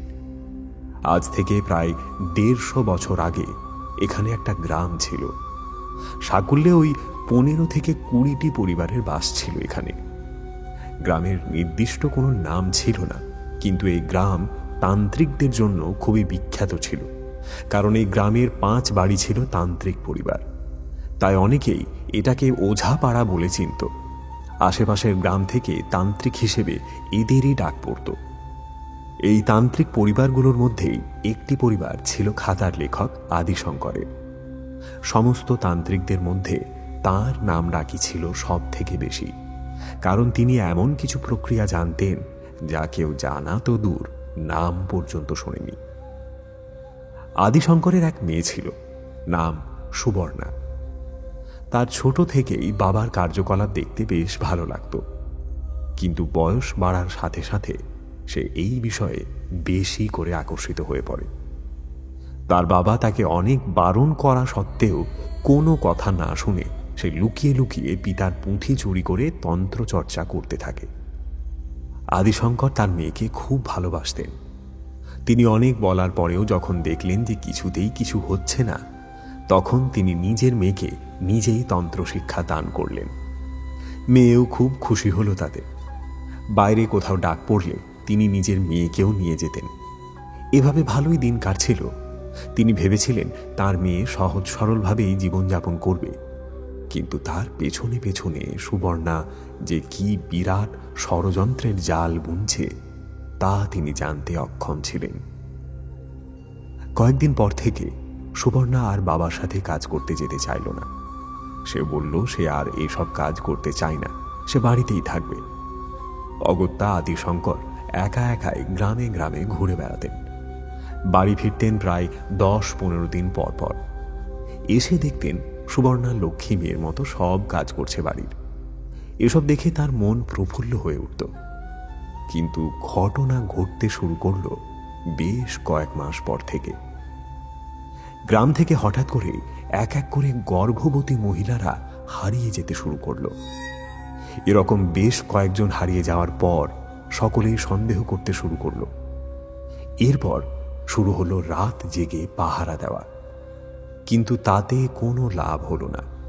পাহারাদারেরা সবাই রাত হলেই কোনো এক মন্ত্র বলে যেন ঘুমিয়ে পড়ত। এভাবেই চলতে থাকলো পোহাতি মেয়ে বউদের নিখোঁজ হয়ে যাওয়ার ঘটনা। সেবার আদিশঙ্কর বাড়ি ফিরেছিলেন প্রায় 1 মাস পর। পরপর 3টে গ্রামে গিয়ে কাজ সেরে ফিরতে অনেক দেরি হয়ে গিয়েছিল তার। গ্রামে ফিরেই এই সব ঘটনা শুনে তিনিও কিছুটা চিন্তিত হয়ে পড়েছিলেন। একদিন রাতে হঠাৎই আদিশঙ্করের ঘুম ভেঙে যায়। গরমকাল, হয়তো গরমের জন্যই এমনটা হয়েছে। তিনি জল খাওয়ার জন্য উঠে গিয়ে রান্নাঘরের দিকে এগিয়ে গেলেন, কিন্তু ঘর থেকে বেরিয়েই তিনি চমকে উঠলেন। নিজের অতি কঠিন তন্ত্রচর্চা অনুশীলনের জন্য তিনি মাটির তলায় 4টি গুপ্ত প্রকোষ্ঠ নির্মাণ করেছিলেন। সেই ঘরে যাওয়ার একটাই মাত্র প্রবেশদ্বার, সেটা ছিল মাটির ওপর চৌকো একটা গর্ত। আদিশঙ্কর দেখলেন সেই গর্তের মুখ খোলা, মুখে চাপা দেওয়ার পাথরটা পাশে পড়ে রয়েছে। তাহলে কি সুবর্ণা? কিন্তু এত রাতে তার কি দরকার পড়ল? তিনি তাড়াতাড়ি সেই গহ্বরের মধ্যে প্রবেশ করলেন। একটা কাঠের সিঁড়ি প্রায় 2-3 পাক ঘুরে তাকে নিয়ে গিয়ে ফেলল প্রায় 15 ফুট নিচের একটা ফাঁকা জায়গায়। ডান দিক ও বাঁ দিকে 2টো করে মোট 4টি দরজা। ডান দিকের ঘর থেকে মন্ত্র উচ্চারণের শব্দ স্পষ্ট পাওয়া যাচ্ছে। সেই গলার শব্দ খুব চেনা তার। তিনি এক ধাক্কায় দরজা খুলে ফেললেন, আর সামনে যে দৃশ্য দেখলেন তাতে তার বুকের রক্ত হিম হয়ে গেল। সুবর্ণা সম্পূর্ণ নগ্ন অবস্থায় বসে রয়েছে ঘরের মাঝখানে। তার ঠিক সামনেই একজন গর্ভবতী নারী, সেও সম্পূর্ণ নিরাভরণ। কোনো মন্ত্র শক্তিতে সে যেন শিরদাঁড়া সোজা করে বসে রয়েছে, কিন্তু তার কোনো হুঁশ নেই। আদিশঙ্কর ভারী গলায় চেঁচিয়ে উঠলেন, সুবর্ণা, এ তুই কি করছিস? সুবর্ণা চমকে উঠল, আর সাথে সাথে পিছনে ফিরে এসে দেখতে পেল তার বাবাকে। তাকে দেখে ভয় পাওয়ার থেকে অন্য একটা বিষয়ে তার ভয় ছিল সব থেকে বেশি। যে সাধনায় সে নিমগ্ন হয়েছিল আচমকায় সেই সাধনায় বিঘ্ন ঘটেছে। এর ফল যে কি ভয়ঙ্কর হতে পারে তা সে ভালো করেই জানে। আদিশঙ্কর সেখানেই বসে পড়েন মাটিতে। তার সারা শরীর থরথর করে কাঁপছে। তিনিও খুব ভালো করেই জানেন এই সাধনার পরিণতি কি মারাত্মক হতে পারে। তিনি বললেন, এই সাধনা কেন করলি মা? এভাবে কোনো দিন অমরত্ব লাভ করা যায় না, কখনো যায় না। অন্যের জীবনী শক্তি নিজের অধীনে এনে আয়ুকাল বৃদ্ধি করা মহাপাপ মা, মহাপাপ। এ ভুলের কোনো ক্ষমা নেই মা, কোনো ক্ষমা নেই। বলতে বলতে আদিশঙ্কর কাঁদতে থাকলেন। কোনো ক্ষমা নেই, এ মহাপাপ তুই কেন করলি মা, কেন করলি? বেশ কিছুক্ষণ কাঁদার পর নিজেকে শক্ত করে বললেন, নিজে যে ভুল করেছ তার শাস্তি নিজেই ভোগ করো।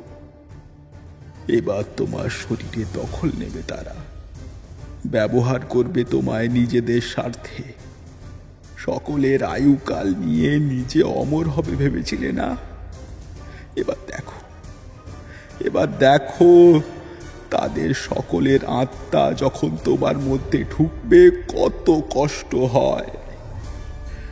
প্রস্তুত হও, নিজেকে তৈরি করো সেই যন্ত্রণা ভোগ করানোর জন্য। সুবর্ণা কাঁদতে কাঁদতে তার পায়ে এসে পড়ল। হাজারো কাকুতি মিনতি করলেও কোনো কিছুই শুনলেন না বৃদ্ধতান্ত্রিক। তিনি জানেন এর থেকে তার মেয়েকে রক্ষা করতে তিনি অপারগ।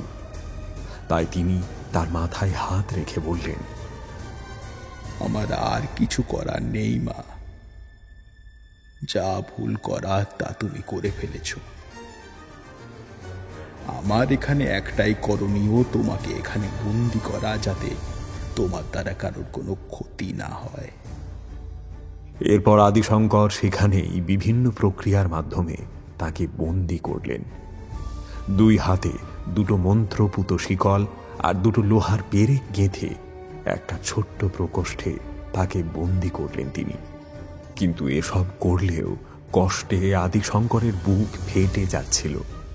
যতই হোক, সেই ছোট্ট থেকে ওর মা মারা যাওয়ার পর সুবর্ণাকে একা হাতে মানুষ করেছেন তিনি।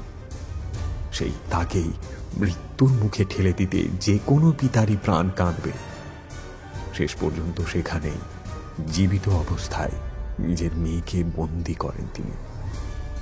ঘরের দরজা বন্ধ করে শিকলেও সিঁদুর মাখিয়ে কি সব মন্ত্র পড়ে বেঁধে দেন সেই ঘর। সুবর্ণা না খেতে পেয়ে সেই ঘরের মধ্যেই মারা যায়। তার শরীরে তার আগে থেকেই দখল নেয় সেই সমস্ত মা হতে চলা নারীদের আত্মা, যাদের জোর করে তুলে এনে সুবর্ণা তাদের জীবন শক্তিকে নিজের মধ্যে প্রতিস্থাপিত করতে চেয়েছিল।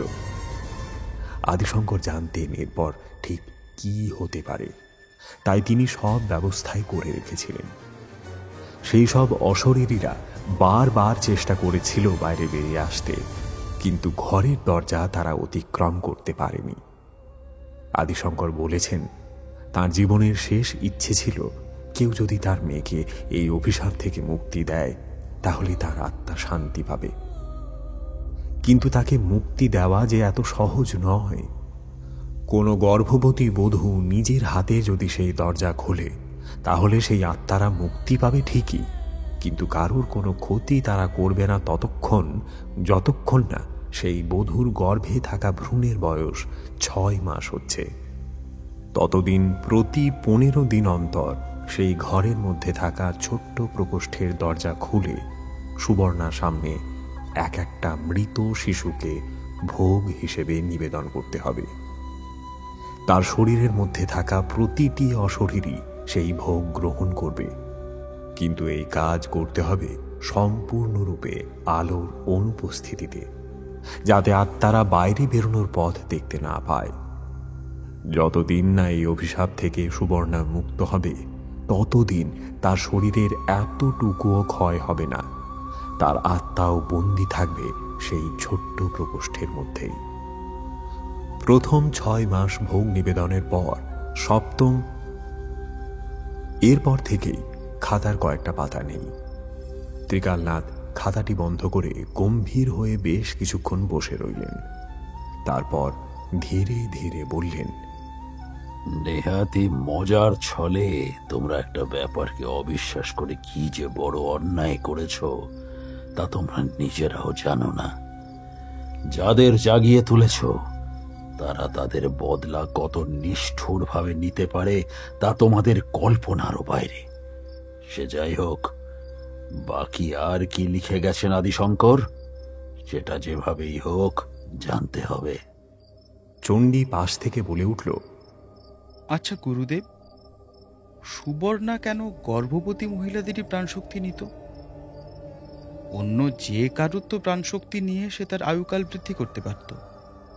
ত্রিকালনাথ বললেন, না, তা হয় না। কারণ এই সাধনার মূল নিয়ম হলো গর্ভবতী মায়ের প্রাণ শক্তি বের করে এনে সাধকের শরীরে স্থান দেওয়া। এটা একদিনের ব্যাপার নয়, অনেক দিন ধরে খুব ধীরে ধীরে সেই শক্তি পুঞ্জীভূত হয় সাধকের শরীরে। কিন্তু যে সময় সাধক গর্ভবতী মহিলার প্রাণ শক্তি বের করে আনে, সেই সময় তার মৃত্যু ঘটা অবশ্যম্ভাবী। সেক্ষেত্রে আর তার থেকে প্রাণ শক্তি নিষ্কাশন করা সম্ভব নয়। কিন্তু গর্ভবতী মায়ের দেহে যে তার সন্তানের প্রাণ আছে, সেইটুকু সময় সেটাই তার মাকে বাঁচিয়ে রাখে। তাই এই সাধনার জন্য একমাত্র গর্ভবতী মহিলারই প্রয়োজন হয়। এই সাধনা এতটাই গুহ্য যে আমিও সবটা জানি না এর সম্পর্কে। তাই খাতার বাকি যে কয়েকটা পাতা নেই, সেই পাতাগুলোর রহস্য আমাদের জানতেই হবে। আচ্ছা চন্দন, এই খাতা তোমরা পেলে কোথায়? চন্দন বলল, ঠাকুরমশাই, আমাদের পরিবারের একটা খুব পুরনো রীতি রয়েছে। প্রতি প্রজন্মের একজন করে মারা যাওয়ার পূর্বে নিজের ছেলে বা মেয়েকে এই খাতাটি দিয়ে যান। আমার বাবা দাদু বলতেন শুনেছি, আদিশঙ্করের খুব কাছের একজন বন্ধু ছিলেন, তাকেই আদিশঙ্কর মৃত্যুর আগে এই খাতাটি দিয়ে যান। ভাগ্যক্রমে সেই ব্যক্তি আমাদের কোনো এক পূর্বপুরুষ ছিলেন। মৃত্যুর পূর্বে অভিভাবকেরা তাদের সন্তানদের নির্দেশ দিয়ে যান এই খাতার লেখা পড়ে ভুল করেও যেন কেউ অনুসরণ করতে না যায়, তাতে খুব বড় বিপদ হতে পারে। এতদিন সেই রীতি প্রচলিত ছিল, কিন্তু ইন্দ্রাণী মাথা নিচু করে দাঁড়িয়ে রয়েছে। সে জানে যে সেই তো জোর করে শুধু পরীক্ষা করবার জন্যই এই কাজ করতে গিয়ে এত বড় বিপদ ডেকে এনেছে। ত্রিকালনাথ উঠে পড়লেন, চন্দনের দিকে তাকিয়ে বললেন, আমাকে একবার ওই মাটির নিচের ঘরে নিয়ে যেতে পারবে? আমি একবার নিজে গিয়ে দেখে আসতে চাই। চন্দন সম্মতি জানিয়ে বলল, হ্যাঁ হ্যাঁ, নিশ্চয়ই ঠাকুরমশাই। ত্রিকালনাথ চণ্ডীকে বললেন, চণ্ডী, তোর যাওয়ার দরকার নেই, তুই এখানেই থাক। যদি কোনো বিপদ দেখিস তবে এই ঘটির জল চারপাশে ছড়িয়ে তার মধ্যে সবাইকে নিয়ে প্রবেশ করিস, কিচ্ছু হবে না। বলে একটা ঘটি, যেটা তিনি এই বাড়িতে ঢোকবার সময় সাথে করে এনেছিলেন, সেটা চণ্ডীর হাতে ধরিয়ে দিলেন। এরপর চন্দন আর ত্রিকালনাথ চললেন মাটির নিচের সেই পাতালপুরীর উদ্দেশ্যে। দুজনে যখন নিচে এসে নামল, তখন চারদিকে অখণ্ড নিস্তব্ধতা বিরাজমান। চন্দনের কথা মতো একটা তীব্র চিৎকারের শব্দ পাওয়ার কথা, কিন্তু সেটাও পাননি ত্রিকালনাথ। তিনি সামনের দিকে তাকিয়ে দেখলেন আরো দুটো দরজা পরস্পর মুখোমুখি অবস্থিত। একটু ভ্রু কুঁচকে বললেন, এখানেও দ্বার বন্ধন কেন করা হয়েছে? বুঝলে চন্দন, খাতার ওই কয়েকটা পাতার মধ্যে কত যে রহস্য লুকিয়ে তা ঠিক নেই। চলো, সেই গড়ে নিয়ে চলো আমায়। চন্দন তার কথা মতো ডান দিকের দরজার শিকল খুলে দিল। দরজাটি একইভাবে ক্যাচ শব্দ করে খুলে গেল। ত্রিকালনাথ ভেতরে ঢুকলেন আর সাথে সাথে পিছিয়ে ঘরের বাইরে চলে এলেন। চন্দন বলল, কি হলো ঠাকুরমশাই, সব ঠিক আছে তো? না, কিছুই ঠিক নেই। তুমি এতদিন ধরে এই ঘরে এসেছো, এই নরকে? তোমার ভাগ্য ভালো যে তুমি এখনো বেঁচে রয়েছো। বেরিয়ে এসো এক্ষুনি, আমি একাই ঢুকবো এই ঘরে। তার কথা মতো চন্দন বাইরে বেরিয়ে এলো। ত্রিকালনাথ ভেতরে ঢুকলেন, সঙ্গে নিয়ে গেলেন সাদা আলোটা। সোজা গিয়ে সেই ছোট্ট প্রকোষ্ঠের সামনে গিয়ে দাঁড়ালেন তিনি। চন্দনের দিকে তাকাতে চন্দন ওপর নিচে মাথা নাড়ল।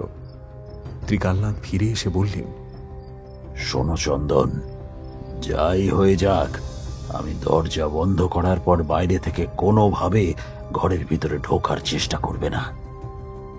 ভিতর থেকে বহুবার হয়তো দরজায় কেউ বা কারা আঘাত করবে, বেরোনোর চেষ্টা করবে, কিন্তু দরজা তুমি খুলবে না, ঠিক আছে? চন্দন মাথা নাড়ল। ত্রিকালনাথ দরজা বন্ধ করে দিলেন। আবার সেই প্রকোষ্ঠের সামনে গিয়ে দাঁড়ালেন তিনি। এরপর তার সামনের শাটারটা তিনি খুলে দিলেন। দেখলেন একটা কঙ্কাল সম দেহ মাথা ঝুঁকিয়ে পড়ে রয়েছে। হাত দুটো বাঁধা রয়েছে দেওয়ালের দুই দিকে শিকল দিয়ে। ত্রিকালনাথ তার সামনে বসে তার মাথায় হাত দিতে গেলেন, আর সাথে সাথে একটা বিকট চিৎকার করে সেই শরীরটা ত্রিকালনাথের দিকে এগিয়ে এলো। তার গলা দিয়ে একটা নয়, বরং অসংখ্য প্রেতাত্মাদের সম্মিলিত স্বর বেরিয়ে এলো। ত্রিকালনাথ কিন্তু একটুও বিচলিত হলেন না। একইভাবে তিনি স্থির হয়ে বসে রইলেন। তারপর নিজের ঝোলার ভেতর থেকে একটা লাল সিঁদুরের কৌটো তিনি বের করে আনলেন। তারপর সেটা থেকে সিঁদুর নিয়ে মাখিয়ে দিলেন সুবর্ণার মৃত শরীরটার কপালে। সাথে সাথে যেন শরীরটা নুইয়ে পড়ল মাটিতে। এরপর তিনি শুরু করলেন এক মন্ত্রোচ্চারণ। পিছনের দিকে দরজায় কারা যেন প্রবল শব্দে আঘাত করতে থাকল। বাইরে চন্দন একা অন্ধকারে দাঁড়িয়ে। এই শব্দ শুনে সে দরজা থেকে দূরে গিয়ে দাঁড়ালো। ভেতরে কি হচ্ছে সে কিচ্ছু বুঝতে পারছে না। অন্ধকারের মধ্যে প্রতিটা মুহূর্ত তার কাছে যেন এক একটা ঘন্টার সামিল। বেশ কিছুক্ষণ কাটার পর ত্রিকালনাথ দরজা খুললেন। তাকে দেখে যেন ধরে প্রাণ এলো চন্দনের। কিন্তু ওই ছোট্ট এমার্জেন্সির আলোতেও মনে হলো ত্রিকালনাথের কপালে কয়েকটা ভাঁজ পড়েছে। ঘরের দরজা আবার বন্ধ করে ত্রিকালনাথ বললেন, খুব বড় বিপদ চন্দন, যা জানলাম তাতে আমার চিন্তা আরো বেড়ে গেল যে। চন্দন ভয়ে ভয়ে বলল, কেন ঠাকুর? কি জানলেন? আর কার কাছ থেকেই বা জানলেন? বলছি, সব বলছি। তার আগে একটা জিনিস তোমাকে দেখাই, তবে তুমি বুঝতে পারবে সমস্ত ব্যাপারটা। বলে একটা ত্রিপত্রক বেল পাতা বের করে আনলেন ত্রিকালনাথ। তারপর সেটাকে মন্ত্র পড়ে ছুঁড়ে দিলেন সামনের সেই অদৃশ্য প্রাচীর লক্ষ্য করে। বেলপাতা কিছু দূর গিয়েই যেন কিছু একটা অদৃশ্য দেওয়ালে বাধা পেল, আর তারপরেই একটা নীল আলো মাঝখান থেকে ছড়িয়ে পড়ল চারিদিকে। চন্দনের মুখ ভয়ে শুকিয়ে গেল। সে শুধু বলল, কে ওরা? কে? সামনে যে দুটো দরজা ছিল সেই দুটো দরজা দিয়ে ছুটে চলেছে অসংখ্য ছায়ামূর্তি। কিছু দেখে তারা যেন খুব ভয় পেয়েছে, আর ভয়ের কারণ একজনই হতে পারেন, তিনি হলেন তান্ত্রিক ত্রিকালনাথ। দুজনে মিলে ওপরে উঠে এলেন। সবাই দরজার বাইরে অপেক্ষা করছিল। ত্রিকালনাথকে দেখতে পেয়ে সবাই মনে একটু বল পেল।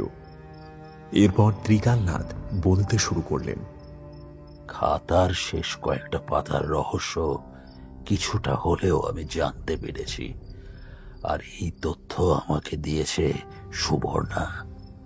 সবাই চমকে উঠল। সুবর্ণা? কিন্তু সে তো মারা গিয়েছে, সে কিভাবে? চণ্ডী বলল, এ কিভাবে সম্ভব গুরুদেব? ত্রিকালনাথ বললেন, সুবর্ণার শরীরের মধ্যে থাকা প্রেতাত্মাদের মুক্তি দিয়ে কিছুক্ষণের জন্য আমি তার শরীরে সুবর্ণার আত্মাকে আহ্বান করি। তার থেকেই জানার চেষ্টা করি এই অভিশাপ থেকে মুক্তির পথ কি। সুবর্ণা 10 জন গর্ভবতী মহিলার শরীর থেকে তাদের জীবনী শক্তি বের করে এনেছিল। তাই যদি কেউ তাদের মুক্ত করে, তবে সেই পরিবারের বধূর প্রথম 10টি 6 মাসের ভ্রূণ পেটের মধ্যে থেকে নিয়ে যাবে তারা। এইভাবে পরপর 10টি ভ্রূণের মৃত্যুর পরই সুবর্ণা মুক্ত হবে এই অভিশাপ থেকে। প্রথম 6 মাস মৃত বাচ্চা, আর 7ম মাস থেকে সম্পূর্ণ জীবন্ত প্রাণের প্রয়োজন এর জন্য। তাই খাতার শেষ কয়েকটা পাতার কথাগুলো যদি জানতে তোমরা, তাহলে কোনোদিনই ওই দরজা খোলার সাহস তোমরা দেখাতে না। এর থেকে মুক্তির একটাই পথ আছে। ইন্দ্রাণী উত্তেজিত হয়ে বলল, কি পথ ঠাকুর? দয়া করে বলুন। আমি আমি আমি সব করতে রাজি আছি আমার সন্তানকে বাঁচানোর জন্য। আপনি বলুন ঠাকুর। ত্রিকালনাথ বললেন, কাল অমাবস্যা, কালকে একটা যজ্ঞ করব ওই ঘরে। বাকি নিয়ম কালকেই বলবো। পরদিন সকালেই মিঠু জেঠিমা তার বৌমার ছেলেকে নিয়ে বাড়ির পথ ধরলেন। এই অভিশপ্ত বাড়িতে এক মুহূর্তও থাকতে রাজি নন তারা। ইন্দ্রাণী, চন্দন সারাটা দিন ভয়ে ভয়ে কাটাল। চন্দন ত্রিকালনাথের কথা মতো যজ্ঞের সমস্ত উপাদান জোগাড় করল। ত্রিকালনাথ সারা দিন একটাও কথা বললেন না, শুধু নিজের সাথে আনা একটা পুঁথি বের করে মন্ত্র আওড়াতে থাকলেন। চণ্ডী এরকম অনেকবার দেখেছে। এর আগেও ত্রিকালনাথ যখন খুব ভয়ানক কোনো কিছুর সম্মুখীন হয়েছেন, এভাবেই তার অস্ত্রে শান দিয়েছেন তিনি। আর চণ্ডী এও জানে যে এই সময় ত্রিকালনাথ কারো কোনো কথার জবাব দেন না। সন্ধে পেরিয়ে যখন রাত হলো, তখন ত্রিকালনাথ বললেন, চল চণ্ডী, এবার সেই মহাক্ষণ আসন্ন। চন্দন, তুমিও এসো সাথে। ইন্দ্রাণী মা, তুমি এখানেই থাকো। যদি কোনো বিপদ আসছে বলে মনে করো, তবে এই মায়ের পায়ের ফুল হাতে নিয়ে 10 বার মাকে স্মরণ করবে। বলে একটা লাল নেতিয়ে পড়া জবা ফুল ইন্দ্রাণীর হাতে দিলেন তিনি। এরপর চণ্ডী আর চন্দনকে সাথে নিয়ে তিনি এগিয়ে গেলেন মাটির নিচের সেই ঘরের দিকে। আবারও সেই দরজার সামনে পৌঁছে ত্রিকালনাথ বললেন, ভালো করে শোনো, তোমরা দুজনে এই সামনের 2টো ঘরের মধ্যে যাবে। সেখানে গিয়ে দেখবে ঘরের প্রতিটা কোণে একটা করে মোট 8টি কঙ্কাল আছে। সেই 8টা কঙ্কাল তোমাদের আনতে হবে এখানে, এই ঘরে। আমি কিছুক্ষণের জন্য 10 জনের আত্মাকে আটকে রাখতে পারবো। তার মধ্যেই তোমাদের এই কাজ করতে হবে। এটাতে হয়তো এতটা কষ্ট হবে না, কিন্তু তারপরের কাজটা খুব কঠিন।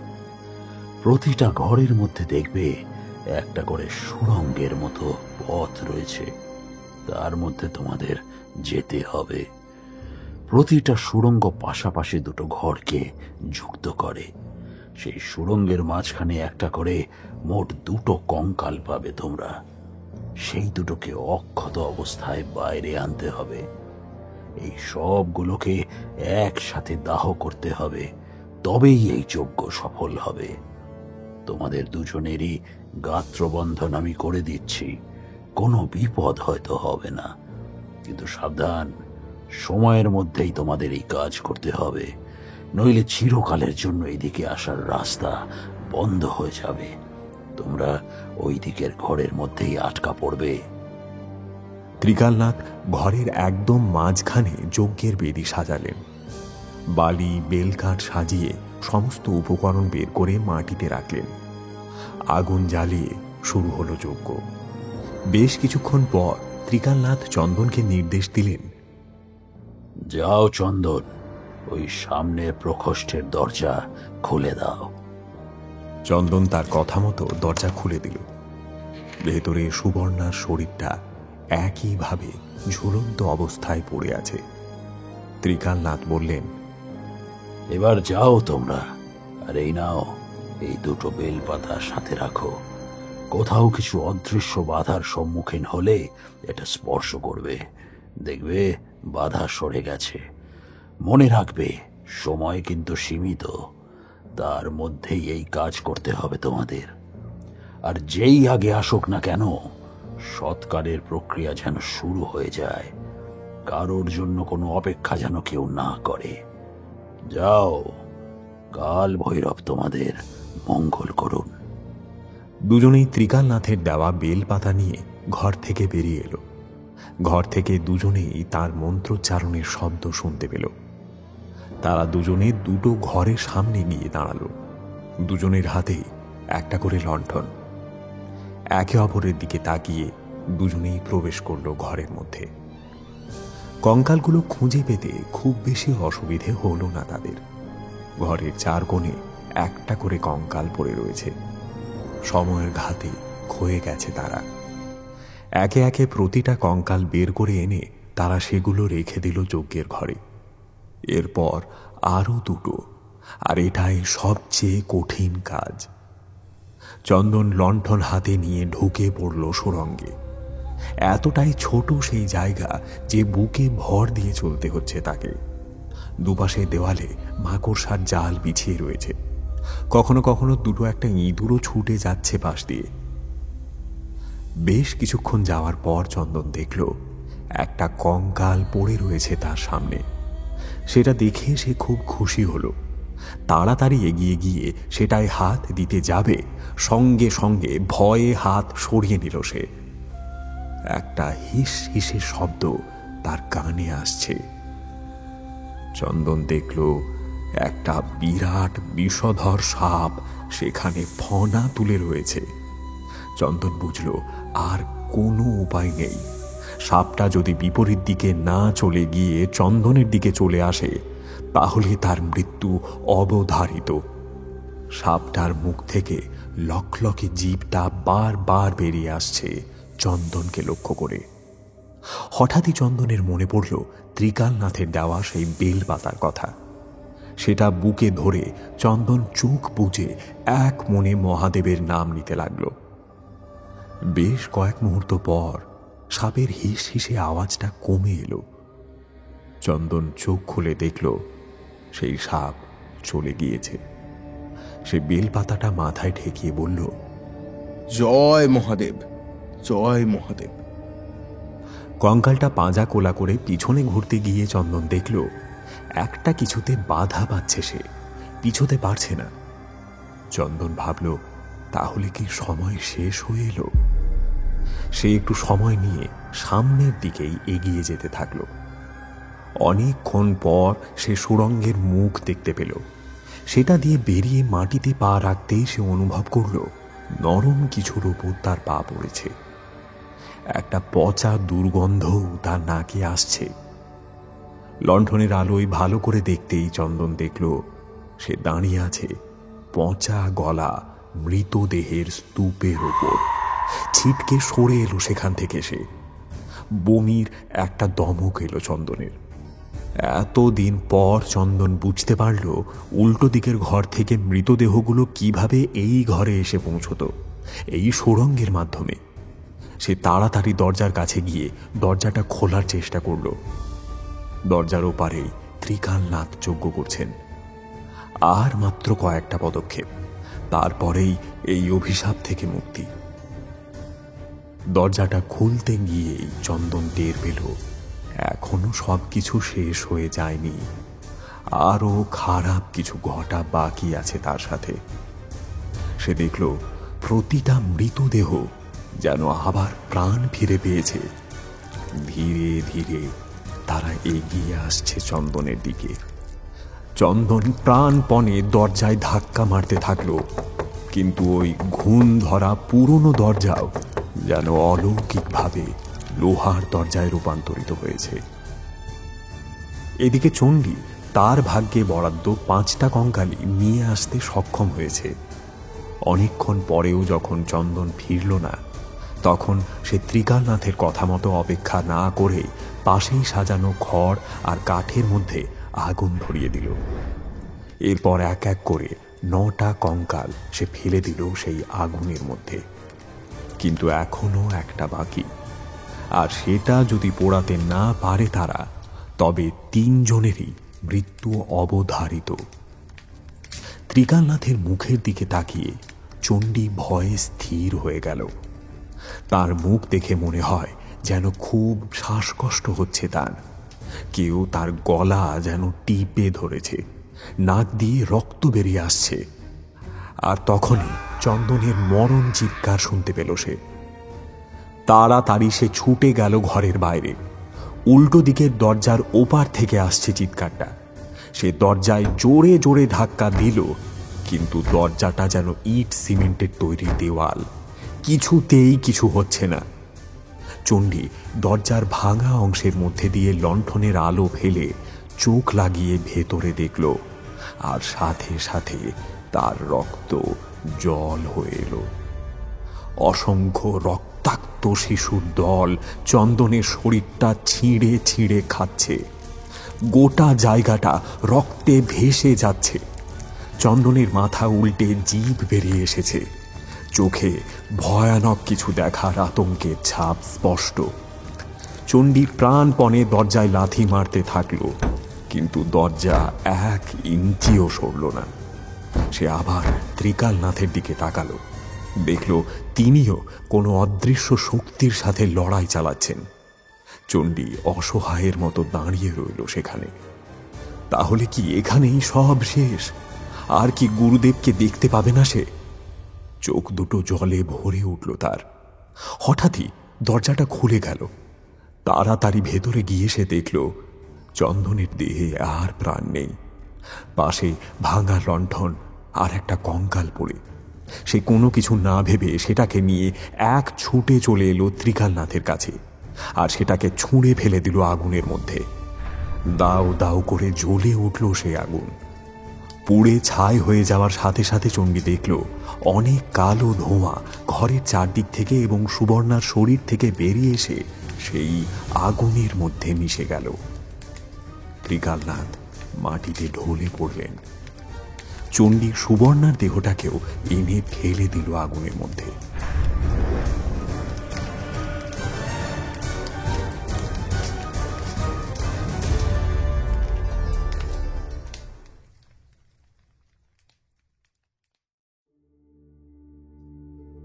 পরদিন বিকালে ত্রিকালনাথ বিদায় চাইলেন ইন্দ্রাণীর থেকে। গভীর রাতে ত্রিকালনাথ আর চণ্ডী ধরাধরি করে চন্দনের নিথর দেহটা তুলে এনেছিল।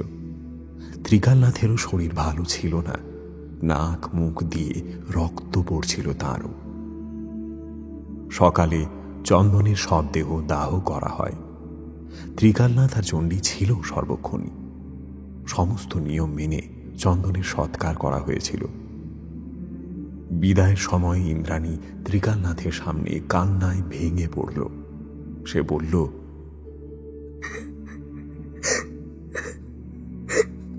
ঠাকুর, এটা আমার সাথে কি হয়ে গেল ঠাকুর? আপনি থাকা সত্ত্বেও এই ঘটনা কেন ঘটলো ঠাকুর? কেন ঘটলো? ত্রিকালনাথ তার মাথায় হাত রেখে বললেন, এই সবই পূর্ব নির্ধারিত মা, কষ্ট পেও না। আমি যে বিধাতা নই, কারোর মৃত্যুকে আটকানো আমার পক্ষে সম্ভব নয়। আমি শুধুমাত্র আমার গুরুদেবের দেখানো পথে অপশক্তির বিরুদ্ধে লড়াই করতে পারি মাত্র। আর চন্দন যে শিশু হত্যার মতো চরমতম পাপ করেছিল, তার যে কোনো ক্ষমা হয় না। তাই দুঃখ পেও না মা, ভগবান যা করেন মঙ্গলের জন্যই করেন। এখন যে আসছে তার দিকে নজর দাও, তার যেন কোনো ক্ষতি না হয়। চন্দন কিন্তু তাকে পাওয়ার জন্যই এত কিছু করেছিল, এটা সব সময় মনে রেখো। সেখান থেকে ফেরার সময় ত্রিকালনাথ কোনো কথা বলেননি। চণ্ডী তখন জিজ্ঞেস করেছিল, গুরুদেব, কি হয়েছে? আপনি এত চুপচাপ। বড্ড খারাপ লাগছে রে চণ্ডী। ইন্দ্রাণী মেয়েটার কি দোষ ছিল বল? এত অল্প বয়সেই স্বামীকে হারালো, তার সন্তান পিতৃহারা হলো জন্মের আগেই। এই সাধন পথে নামার আগে গুরুদেব বলেছিলেন যে হয়তো এমন কিছু সময় আসবে যখন তান্ত্রিকের মনের শক্ত আবরণটাতে ঘটনা প্রবাহ এসে বারবার ধাক্কা মারবে। তখন খুব ইচ্ছা করবে ঈশ্বরের প্রতি নিজের ক্ষোভ দেখাতে। মনে হবে সত্যি তো আমার গুরুত্ব কি এই পৃথিবীতে, আমার ক্ষমতাই বাকি। কিন্তু এটা সব সময় মনে রাখবে, তুমি এই পৃথিবীর আর 5টা মানুষের মতোই সমান। তোমার কাছে কোনো অতিরিক্ত ক্ষমতা নেই, আছে শুধু আশীর্বাদ আর একাগ্রচিত্তে ঈশ্বরকে ডাকার শক্তি। এগুলোই তোমার সম্বল। সাধারণ মানুষের কাছে যা অলৌকিক শক্তির সমান। তখন ছোট ছিলাম, এত কিছু বুঝিনি, তবে আজকে এসে বুঝতে পারছি যে কথাগুলোর গুরুত্ব কোথায়। আমরা আসলে কেউই নই চণ্ডী, সবই তো ওনারই ইচ্ছা। পাপ পুণ্যের হিসাব আমরা ভুলে গেলেও ওনার কোনো ভুল হয় না। এই বিষয় তিনি খুব উচ্চমানের হিসাব রক্ষক। আচ্ছা গুরুদেব, আপনি একবার বলেছিলেন আপনার দাদু কোনো যোগিনীর আশীর্বাদ পেয়েছিলেন। আপনিও কি তেমনি কারোর? সেই গল্প না হয় অন্যদিন করব, এখন তাড়াতাড়ি পা চালা, সন্ধে হয়েই এলো।